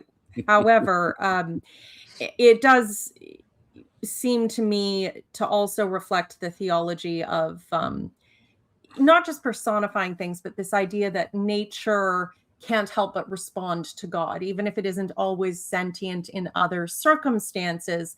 But that when God shows up, nature goes, "Oh my God, he's here. Oh my God." And starts, I don't know, tidying up or putting the dishes away or whatever it is they need to do. Yeah, it's, if that includes, consciousness of the time when certain mountains were gods, then that would also be, God having this ascendancy and total power over all element, which, fair enough. I do expect to see that in Psalms. But yeah, again, it also, the closest thing that's going to be to that is an earthquake or a volcanic eruption. So maybe that's how people viewed those things. I have found one so far. I know there's another one too. But the idea of a personified mountain, there was a mountain this is in the hymnal prayer to Enheduanna. It's in Anet. So the mountain wouldn't pay homage to Inanna, so its inhabitants were punished. So it was expected to do something really only people do, and it was punished because it didn't do that thing. And I think that, let's see here. Yeah, oh no, that's not that. I'll find the exact thing I'm thinking of. My girl Inanna is not taking any of your sass, though I do feel bad for the people who lived on the mountain, presumably. Oh, right. Hold on. This actually reminds me. There was an inscription or artwork that depicted the Phoenician storm god dressed as a mountain. Like, he looks like a mountain in that depiction. He still has arms and a head, but like the rest of him is basically a mountain. God, where you dress like a mountain? There was a deity that was dressed as a mountain. Yes, it would take me a while to just pull up. Piled a bunch of dirt on top of him. No, it looked like he was a centaur. Okay, imagine a mountain. Sock, put a face on it and stick little arms and legs out of it. Okay. My unfinished sock says, don't skip like a ram, or do, whatever gets you going. Either way, like and share the stream. Thank you.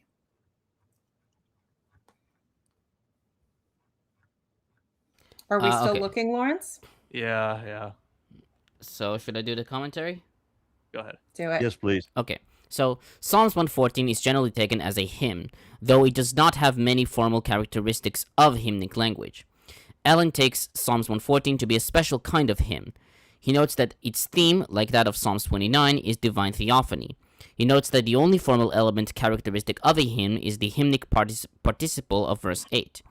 The treatment of Israel's history makes it a historical hymn like Psalms 105 and 135, but, quote, the crisp and dramatic style sets it apart, end quote. Gerstenberger notes that there is one hymnic participle, verse 8a, he who turns the rock into a lake, and there are Yahweh's victory over primeval powers, verses 3 and 5, and his coming in glory, in verses 4 and 6. Behind the scenes. He writes that the occasion of lauding Judah's God is modeled into a dialogical structure with several voices taking part. Liturgist, challenger, exhortator. They enact that moment when Yahweh defeated chaos and had his reign proclaimed over all the earth, coinciding with the liberation of Israel from Egypt. Terrien writes that the date for the psalm is an unsolvable puzzle, quote-unquote. He writes that stylistic reminiscences of the theophany do not necessarily dictate that Psalms 114 adorned a ceremonial feast. He argues that the element of playfulness is theologically the distant equivalent of the Song of Songs, and even Esther. Krauss suggested that the Judean perspective of verse 2 and the implicit reference to Jerusalem as the central sanctuary does not demand a post-Deuteronomistic date. He used the Psalm's archaic features and references to crossing the Jordan as support for the inference that the Psalm's traditions derive from the sanctuary of Gilgal. He linked it with Joshua 3-5, which is widely believed to be associated with the worship at Gilgal. Allen notes that according to L. Rupert, the psalm originated in the northern kingdom at the sanctuary of Bethel, and verse 2 reflects a Judean expansion made in Josiah's reign. Allen himself writes that the date of the present composition does not appear to be early, though it need not be post-exilic.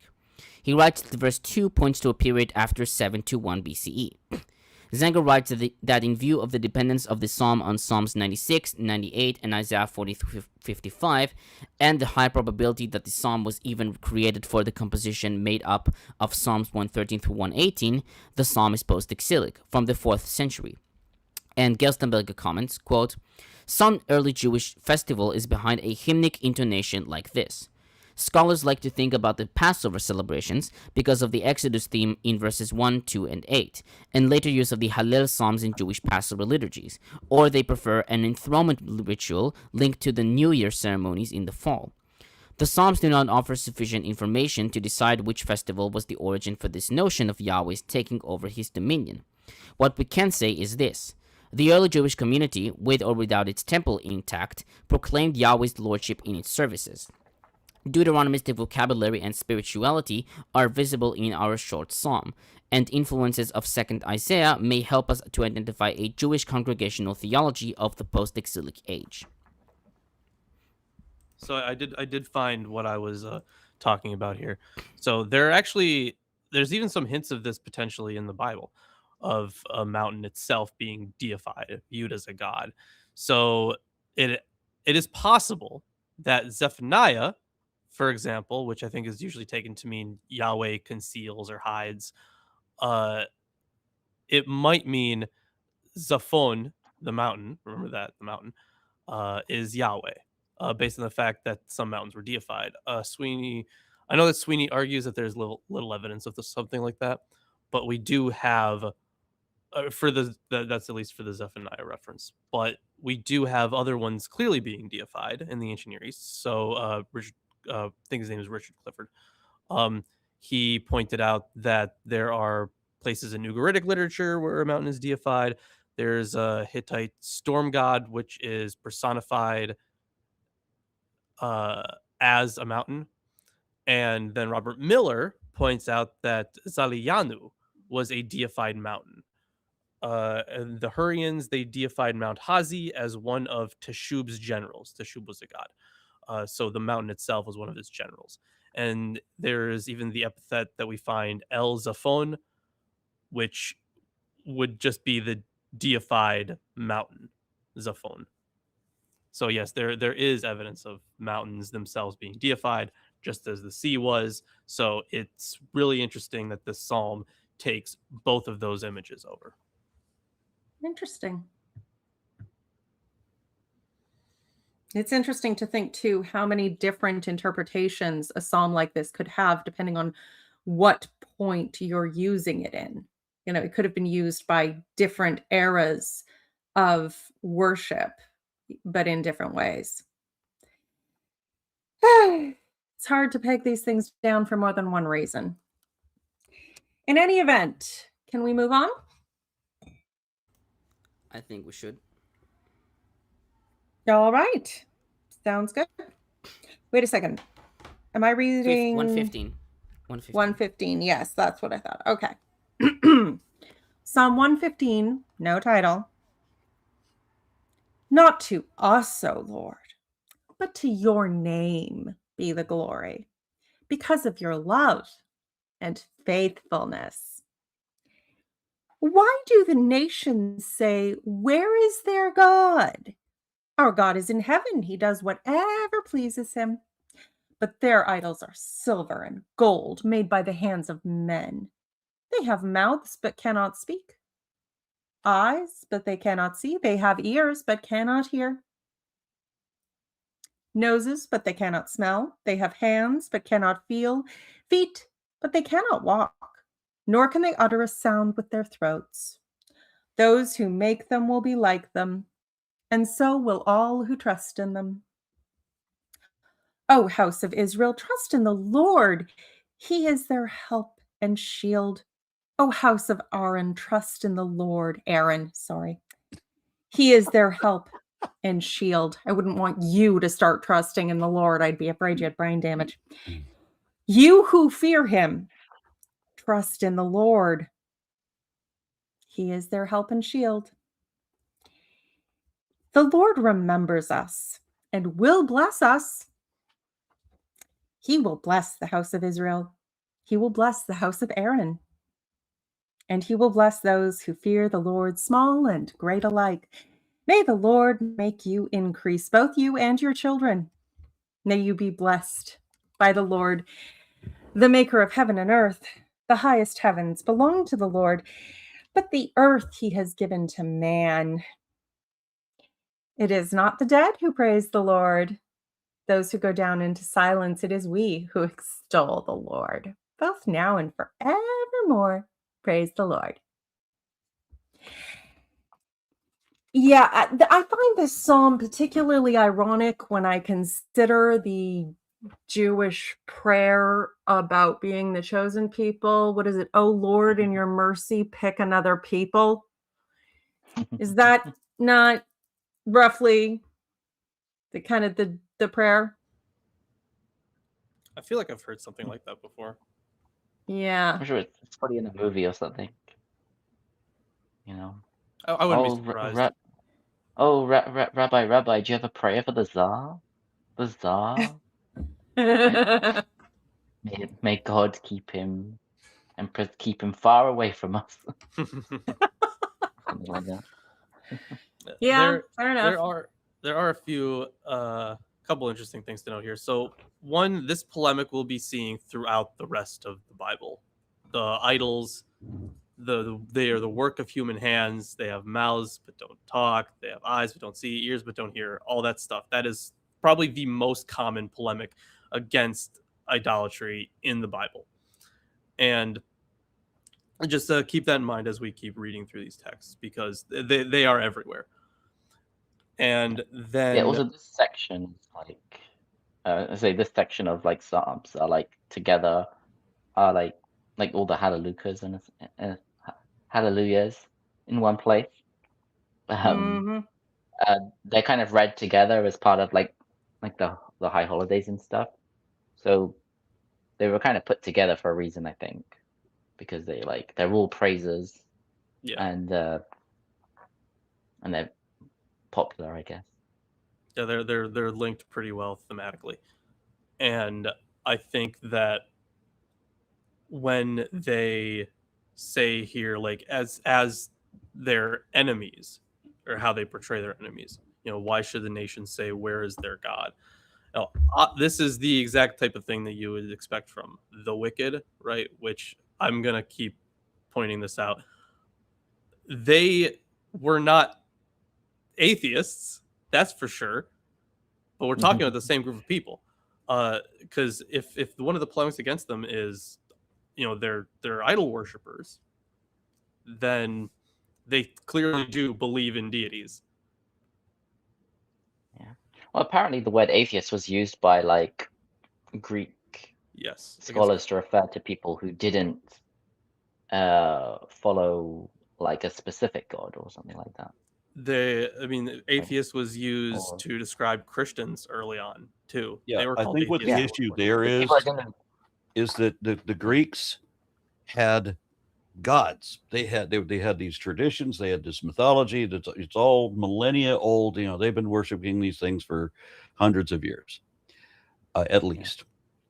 And then the Christians come along and they worship a guy who lived recently. Yeah. And so there was no, the Greeks didn't recognize that as theology. There was no theism, literally. So Well, it would applied. Yeah, it would have been the Romans, but the whole thing with that because was the Greeks did turn people into gods as well sometimes. there were Famous that is true, but example, there were like actual atheists much closer to us, very very skeptical of Epicureans. Yeah, they were definitely part of that. Yeah, there were people who were actively speaking out against this stuff, and sometimes even writing plays as to how ridiculous the gods were. And the thing with the Romans is that they had their official religion, and anything that wasn't that was put into the realm of the supernatural, right? Like, oh, that's just kind of that's just hocus pocus. It's not. Tales. Yeah, just it's like those other poor backwards rubes with their magic-y pibbledy boo. Yeah, but which like is of course entirely different from our sacred traditions that are in no way just as ridiculous. Yeah, anything that wasn't Roman religio was put into that category up until the time of well, I mean, arguably Constantine, but like more clearly, I mean, yeah, Constantine, he kind of made it an official religion. It didn't replace Roman religio, but that wasn't until we get to Theodosius. So the thing is, until that point, they were considered, in this other group, and to them that would have been just as good as atheists, right? Because that's how they viewed that. Mm-hmm. Because the Roman religio was used as part of everyday life. I mean, it was, but before the Senate meetings, you would have a sacrifice. So, of course, yeah, if it wasn't the official Roman religion, then it was put into this other category that you and I wouldn't call atheists today, but they did. No, not at all. But and to be fair to the Romans, they were really quite tolerant about religions if you could prove that your religion had actually been around a long time and you weren't just trying to get out of stuff by going, I'm in the religion of this mug, this coffee mug. It is my religion, and I can't do the thing. Sorry, bye. If you could, like with the Jews, they didn't have a lot of respect for the Jews and they thought their religion was incredibly weird, but they were quite tolerant of you could go on and do the religion and whatever, as long as you weren't rebelling. Unfortunately, there was a lot of that, but for a long time, they were very tolerant of most religions. They were incredibly self-righteous and condescending about it in their attitudes, but like, yeah, if you want to do that, whatever, just pay your taxes and don't fuck with our they would normally try to syncretize and stuff like that, so you had a lot of like Egyptian Greek god I or feel Roman like that god, was a holdover from the combinations. Greeks though, like the syncretizing, the deliberate syncretizing. Yeah, right. Yeah, that's true. Yeah, I mean there was an emperor who made his boyfriend into a god. Hadrian made Antinous. Oh. It was actually one of the most popular Roman cults, surviving into like the Christian period. Yeah. For your birthday, I made you a god. Okay, then. It was more like he died, and he was so upset about it that he created a whole He cult out of it. deified his deceased lover. Okay, well, that's Yeah. sadder, but I guess a little more understandable. Okay. Okay. What next? My overview. So, Okay. Psalms 115 is variously taken to be a communal lament, according to Allen, a real hymn of the community, according to Gerstenberger, theological poetry or poetically imagined liturgy, according to Zinger, and, quote, something between a praise psalm and a prayer psalm, a psalm of trust, end quote, according to Goldingay. deClaissé-Walford classifies Psalms 115 as a community hymn. She writes that it is a strong polemic against human-made idols and an affirmation of the sovereignty of God over the heavens and the earth. She notes that some suggest it was recited antiphonally by leaders and congregations in various worship settings in the life of Israel. Allen writes that the background of this cultic liturgy is a situation of national demoralization, probably long-standing in view of verse 14. He writes, however, that a precise cultic setting cannot be determined. He notes that K. Luke suggested that it was the renewal of the covenant at the Feast of Tabernacles, and stressed the renunciation of false gods in verses 4 through 7, comparing Joshua 24, 14 through 15, and 20. Allen adds that the psalm might be pre-exilic, following Movinkel, who posited either the early post-exilic or late pre-exilic period, and Weiser, who so judged even if proselytes are indicated in verses 11 and 13. He writes that more probably, verse 14 reflects the small population of post-exilic Judah and invites comparison with Ezra 9, 8, and 15. Klaus regarded the rationalistic, matter-of-fact way in which idols are lampooned in verses 4 through 8 as evidence of the psalm being later than the heated controversy of 2nd Isaiah. Gerstenberger writes that worship assemblies of some kind, as with most other psalms, have been the place of origin and use of such liturgical poetry. He writes that we did not necessarily have to think of important annual festivals where Judites of the later period of the Old Testament history met. He writes that local reunions of Yahweh believers in non-festive times were sufficient to voice in communion the power of God in heaven. He notes that congregational groups were present at these meetings, comparable to the situation in priestly writings or chronicles. And Sanger comments, quote, from the point of view of tradition criticism and theology, Psalm 115 is located within the horizon of the priestly theology of creation and blessing, compare Genesis 1 and Numbers 6, 24-26, and the polemic against idols in Deutero-Isaiah, but also the reflection on the prohibition of images in Deuteronomy 4 and Ezekiel's vision that the nations, through the mediation of Israel, would be led to a true knowledge of God. We have also seen a similar mixture of historical, theological, and prophetic traditions in the preceding Psalm 114, and will again especially in Psalm 118. Psalm 118 also contains the threefold group of addressees: Israel, the house of Aaron, and the Yahweh-fearers, in contrast to the further division into the house of Israel, the house of Aaron, the house of Levi, and the Yahweh-fearers in Psalms 135, 19-20. Psalms 115 and Psalms 118 are thus to be dated earlier than Psalm 135, at the earliest in the 5th century BCE, but more probably in the 4th century. This dating would be confirmed if Psalm 115 were to be regarded as a relecture of Psalm 67 and Psalm 79.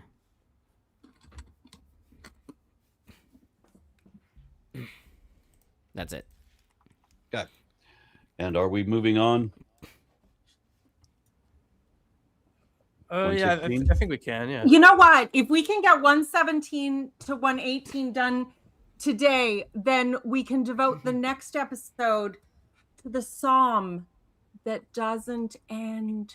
Yes. Yes, it goes on, my friend. So I'm reading Psalms 116. So, why did it do this? Okay. Wait. God damn it. 116. Also, There hi, we go. Hive Sci. We have a Hive Sci raid. So, mwah. There we go. Okay. I love the Lord. For he hears my voice, my pleas. For he turns his ear to me whenever I call. The bonds of death encompassed me. The torments of Sheol overtook me. I came upon trouble and sorrow. And I invoked the name of the Lord. O Lord, save my life. The Lord is gracious and beneficent. Our God is compassionate. The Lord protects the simple. I was brought low, and he saved me. Be at rest once again, O my soul, for the Lord has been good to you. You have delivered me from death, my eyes from tears, my feet from stumbling. I shall walk before the Lord in the lands of the living. I trust in the Lord. Out of great suffering I spoke, and said rashly, all men are false. How can I repay the Lord for all his bounties to me? I raise the cup of deliverance and invoke the name of the Lord. I will pay my vows to the Lord, and in the presence of all his people. The death of his faithful ones is grievous in the Lord's sight. O Lord, I am your servant, the son of your maidservant. You have undone the cords that bound me. I will sacrifice a thank offering to you and invoke the name of the Lord. I will pay my vows to the Lord in the presence of all his people, in the courts of the house of the Lord, in the midst of Jerusalem. Hallelujah. Yay. So some of this stuff we have seen plenty of times where, and we're going to see it more later. And I think I did point out when we saw some of this phrasing last that it shared a lot of similarities to Jonah. In verse 3 there, the snares of death encompassed me, the pangs of Sheol laid hold on me. That's very much Jonah-esque. Because Jonah, when he was He's drowning, melodramatic. I know it is melodramatic, yeah, but this is essentially what he said, that he was saved from near death, and these are the ways that he's describing being at that in that state. So we have the deliverance coming for the psalmist, who kind of views himself in that same vein. And then you kind of get this, we've seen like the cup of wrath before. So in verse 13, we also see the cup of salvation. I see. Yes, the cup of wrath, full of the blood of his enemies that God has crushed in his wine That's press. the thing. If you're about to get destroyed by an all-loving God, no, you're supposed to. You are metaphorically drinking from the cup of wrath. But I don't know about you. I would love to be crushed by an all-loving God. I know you would. I know you would. I always thought you preferred to be crushed by an all-loving goddess. Well, Little column A, God can column be B. God is binary, I think. He's binary or non-binary? No, pan. I don't know. Oh, he's pan. Okay, gotcha. Okay, you know what? That's perfectly fine too. It is Pride Month, so Yes. do whatever. Opportunities, you know. Yeah. God is pan-loving and potent, and yeah. All right, where are we now? I see one chat. Yep. Bruno Zygarts, 6379, offers $5 Californian and says Psalm 119, the never-ending story. Canadian. That means you have to bring It's a dog for Canadian. the next show, Aaron. Yep. Yeah. And my unfinished journey says, hail the snares of death, the toms of life, and the symbols of purgatory. For Oxford Deer, no, I haven't watched American Gods. That's too bad. I love that show. I've heard it's good. Yeah. It took like maybe 3-4 episodes to get into it, but then I was really hooked. Okay. Isaac, have you seen it?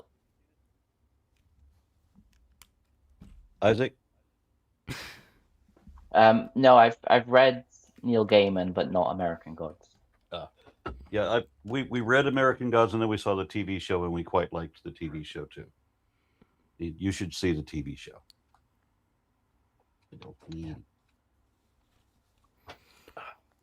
Okay. So Psalms 116 is generally taken to be an individual thanksgiving psalm.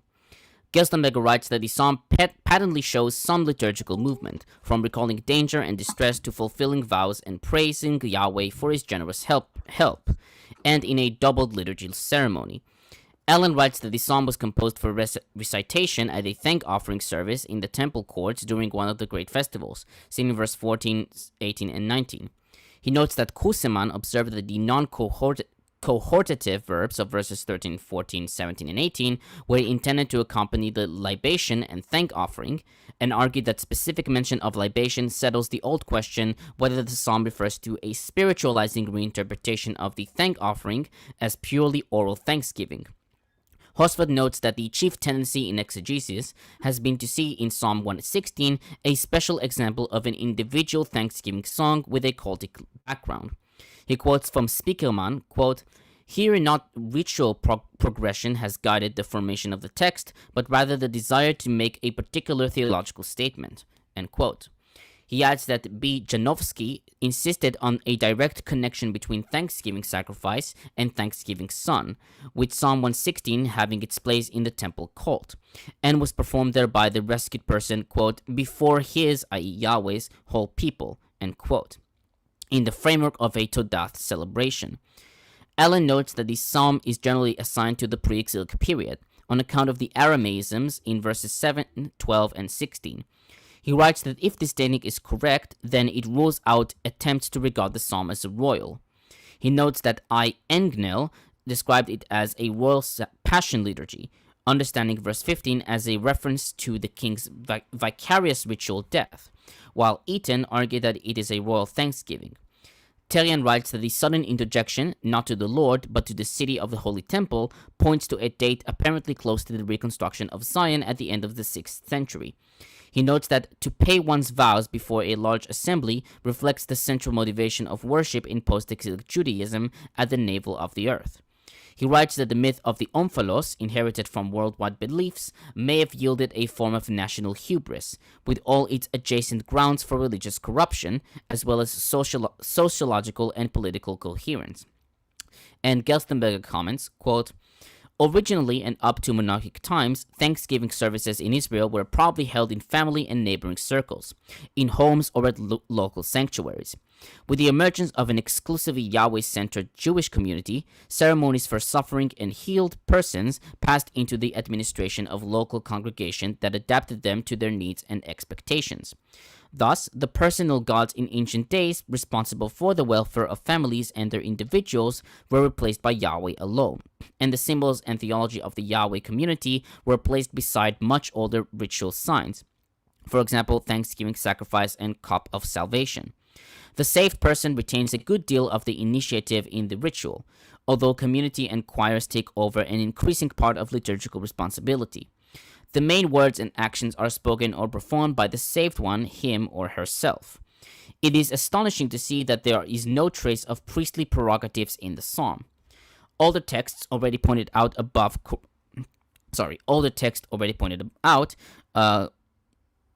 I should have crossed it out. Older texts corroborate family privileges in bringing Thanksgiving offerings.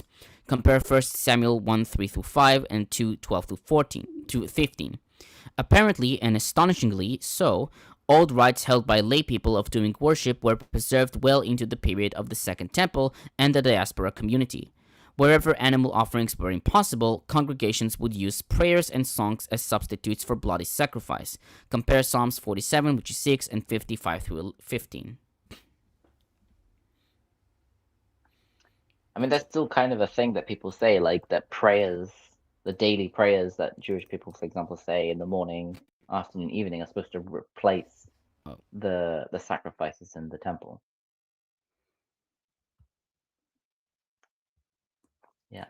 Yeah, I mean, they can't really do that without the temple, and so the prayers and I wasn't that theologically a big thing after the Exodus, having forms of worship be a substitution for the sacrifices one could not make.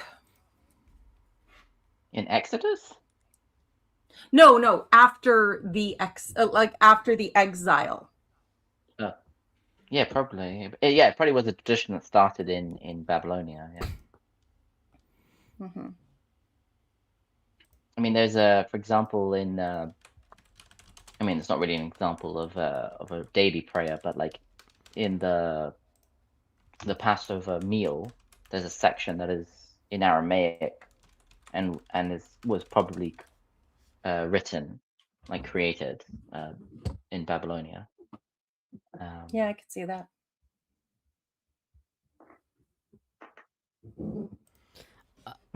Yeah, I'm done. Okay. We moving on? Yes. And who's reading now? My turn.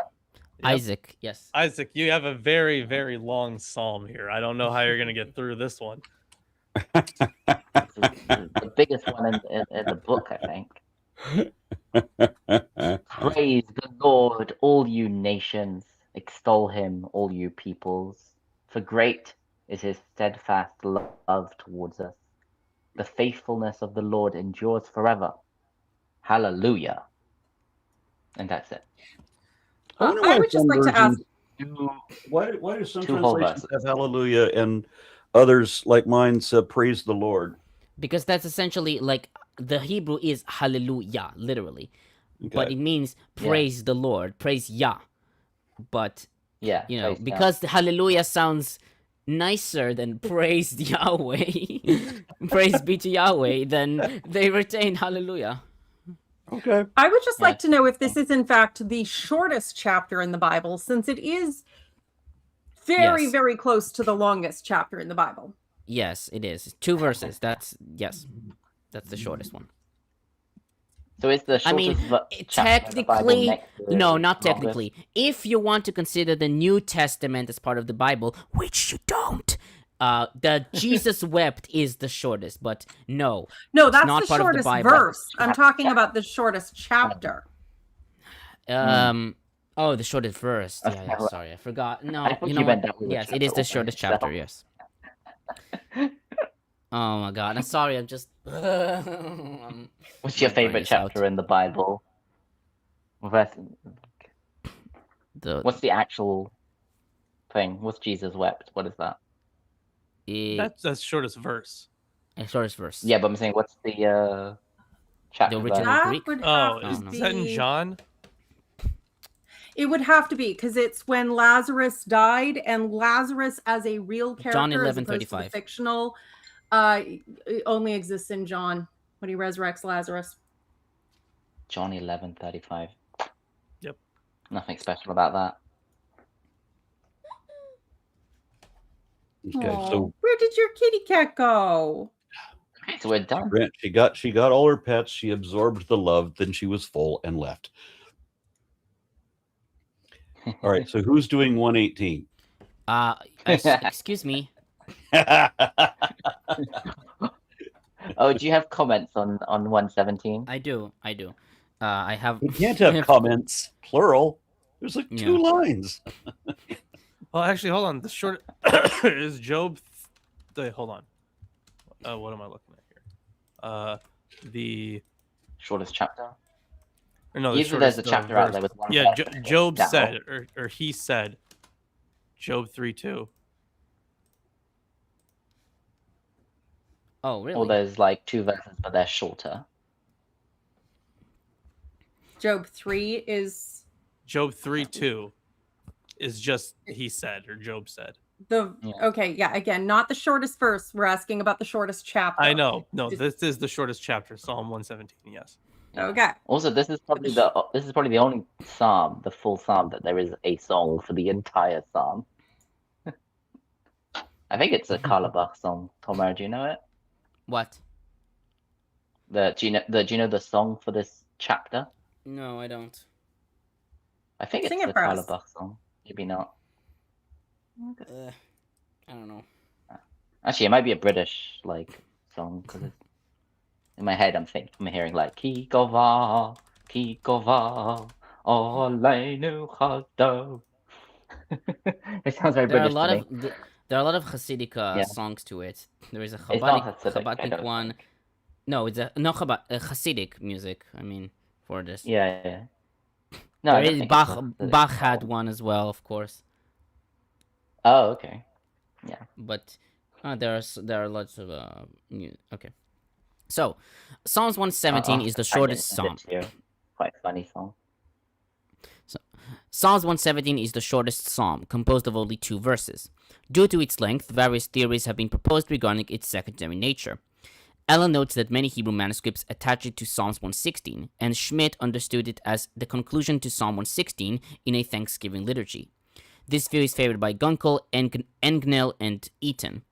Other Hebrew manuscripts joined the psalm to Psalm 118, though Weiser noted that it would conflict with the liturgical introduction of 118, 1-4.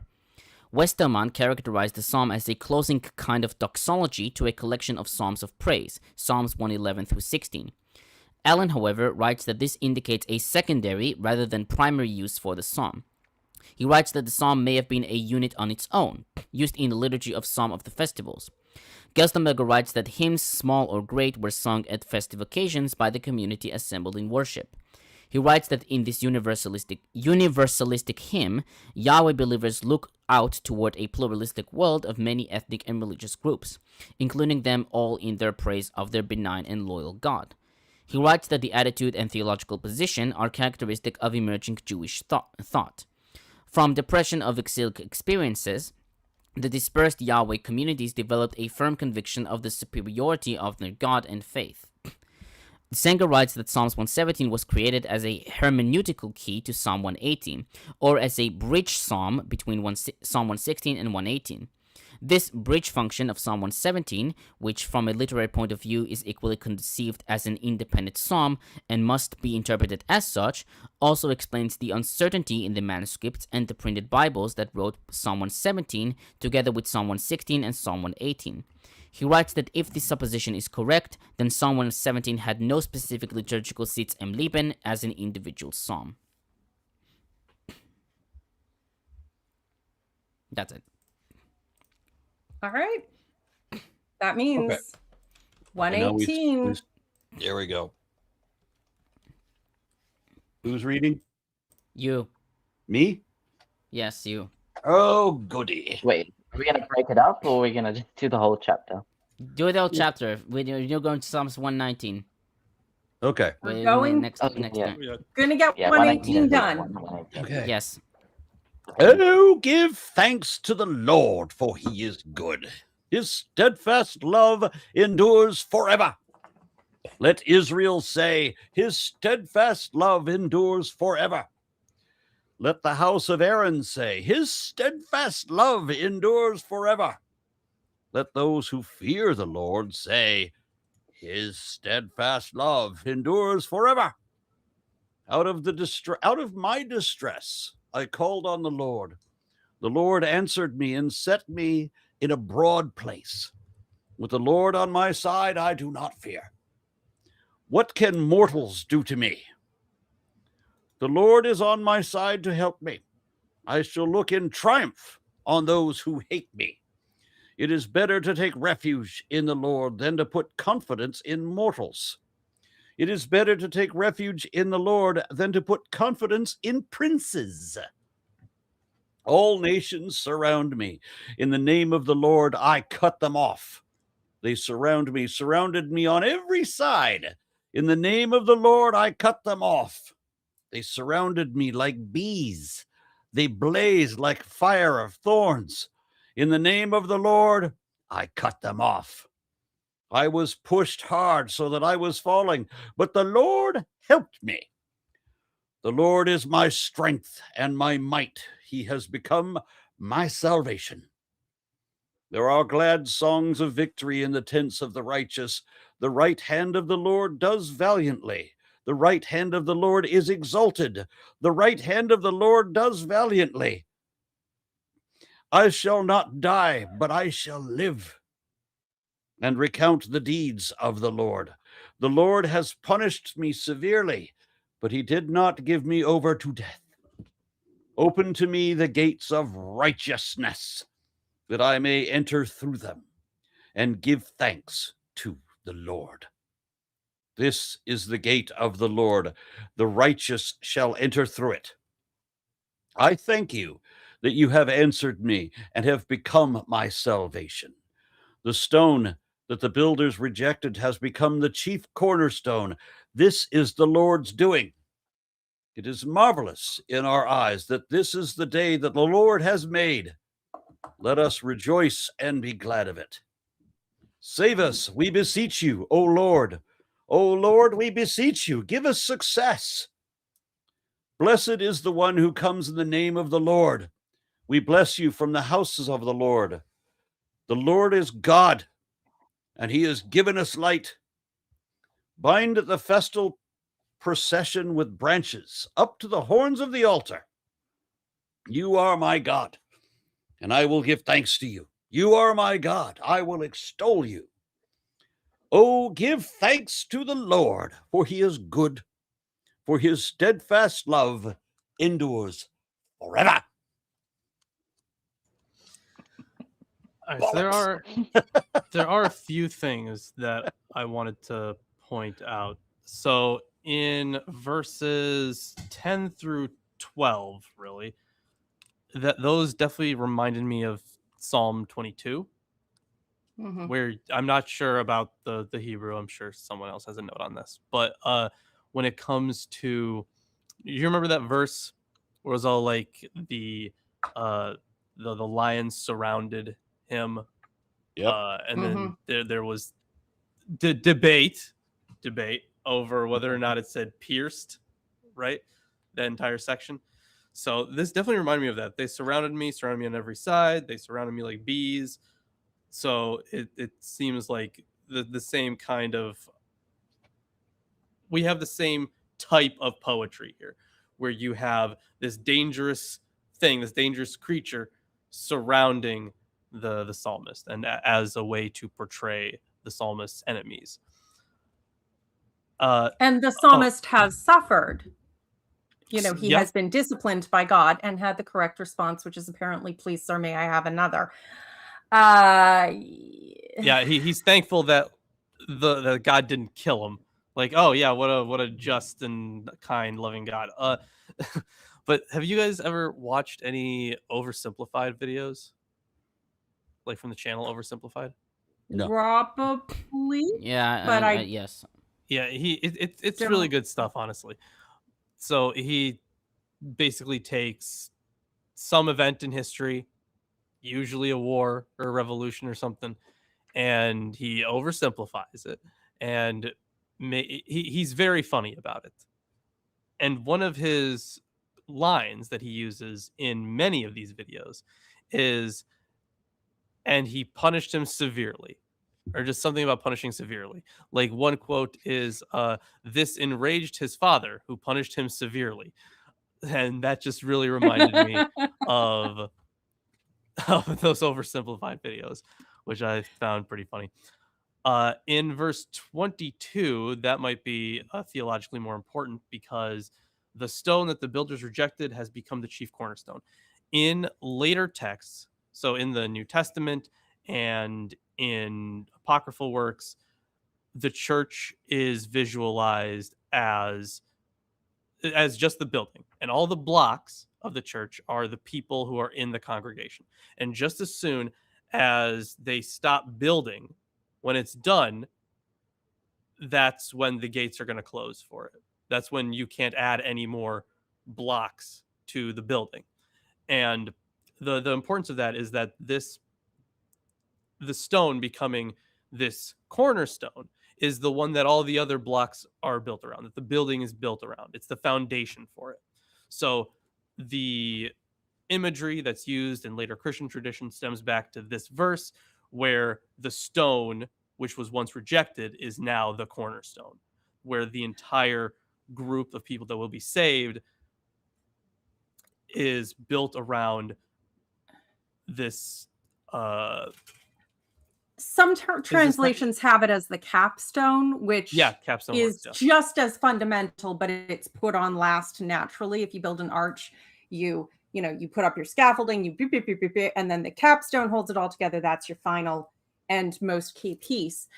The cornerstone being the first set. But like Jesus did use that in Luke very much to prophesy about himself, to claim prophecies that he was, the stone which the builders rejected. And if that stone, if anyone falls on that stone, he will be cut to pieces. And if it falls on anyone, it will crush him to dust. That was the Jesus of Luke. Very chill. But yeah, that was later claimed in Christian theology, obviously, with all of that. Okay. And we have commentary. Yes. So, scholars take Psalm 118 to be an individual thanksgiving song. Terrien writes that the psalm appears to be a conglomeration of independent fragments, some hymns and other... Conglomeration. Fuck English. Of independent fragments, some hymns and other complaints or laments. He writes that while there are a number of repetitions and irregularities, the psalm appears to have been composed by a skillful organizer. Allen takes Psalms 118 as a thanksgiving liturgy related to entrance to the sanctuary, but it is uncertain who's the main speaker. He notes that W. Robinson bizarrely claimed that the psalm was a liturgy for the circumcision of a notable proselyte. However, verses 5 through 19 have been understood as a communal thanksgiving, in which the first-person singular references stand for the people. Some scholars have suggested that the speaker is a king, according to Mowinckel, but this is not widely agreed upon. Gerstenberger writes that the I stands for the saved one, and for each individual member of the community. Whenever the worshipping group does manifest itself, it uses first-person plural forms. One verse or another, however, may have been spoken by a leader or officiant, but there is hardly sufficient evidence to attribute some initial form of the psalm to a royal figure. Scholars generally take Psalm 118 to be post-exilic. deClaissé-Walford writes that Psalms 118 was most likely used in early Jewish life in liturgical processions, perhaps as an entrance liturgy into the temple in Jerusalem. Gerstenberger located Psalm 118 in the framework of exilic and post-exilic thanksgiving rites within Jewish congregation of righteous Yahweh believers. He notes that the offertory proper was combined with days of feasting in the circle of friends, family, and co-religionists, and the saved one would invite a large congregation and pay for eating and drinking. He writes that Mays is perfectly right when he reads Psalm 118 in the context of early Jewish community life, the backbone of which was Torah. Zenger takes Psalm 118 as post-exilic, from the 4th century BCE, based on the intertextual links between Exodus 14 and 15 and Isaiah, and writes that it probably comes from the same milieu of temple singers in which Exodus 15 and Isaiah 24 through 27 also originated. He writes that it is possible that an individual thanksgiving song was used and adapted to form the collective song of thanksgiving as we now have it, with its universal and future-oriented horizon.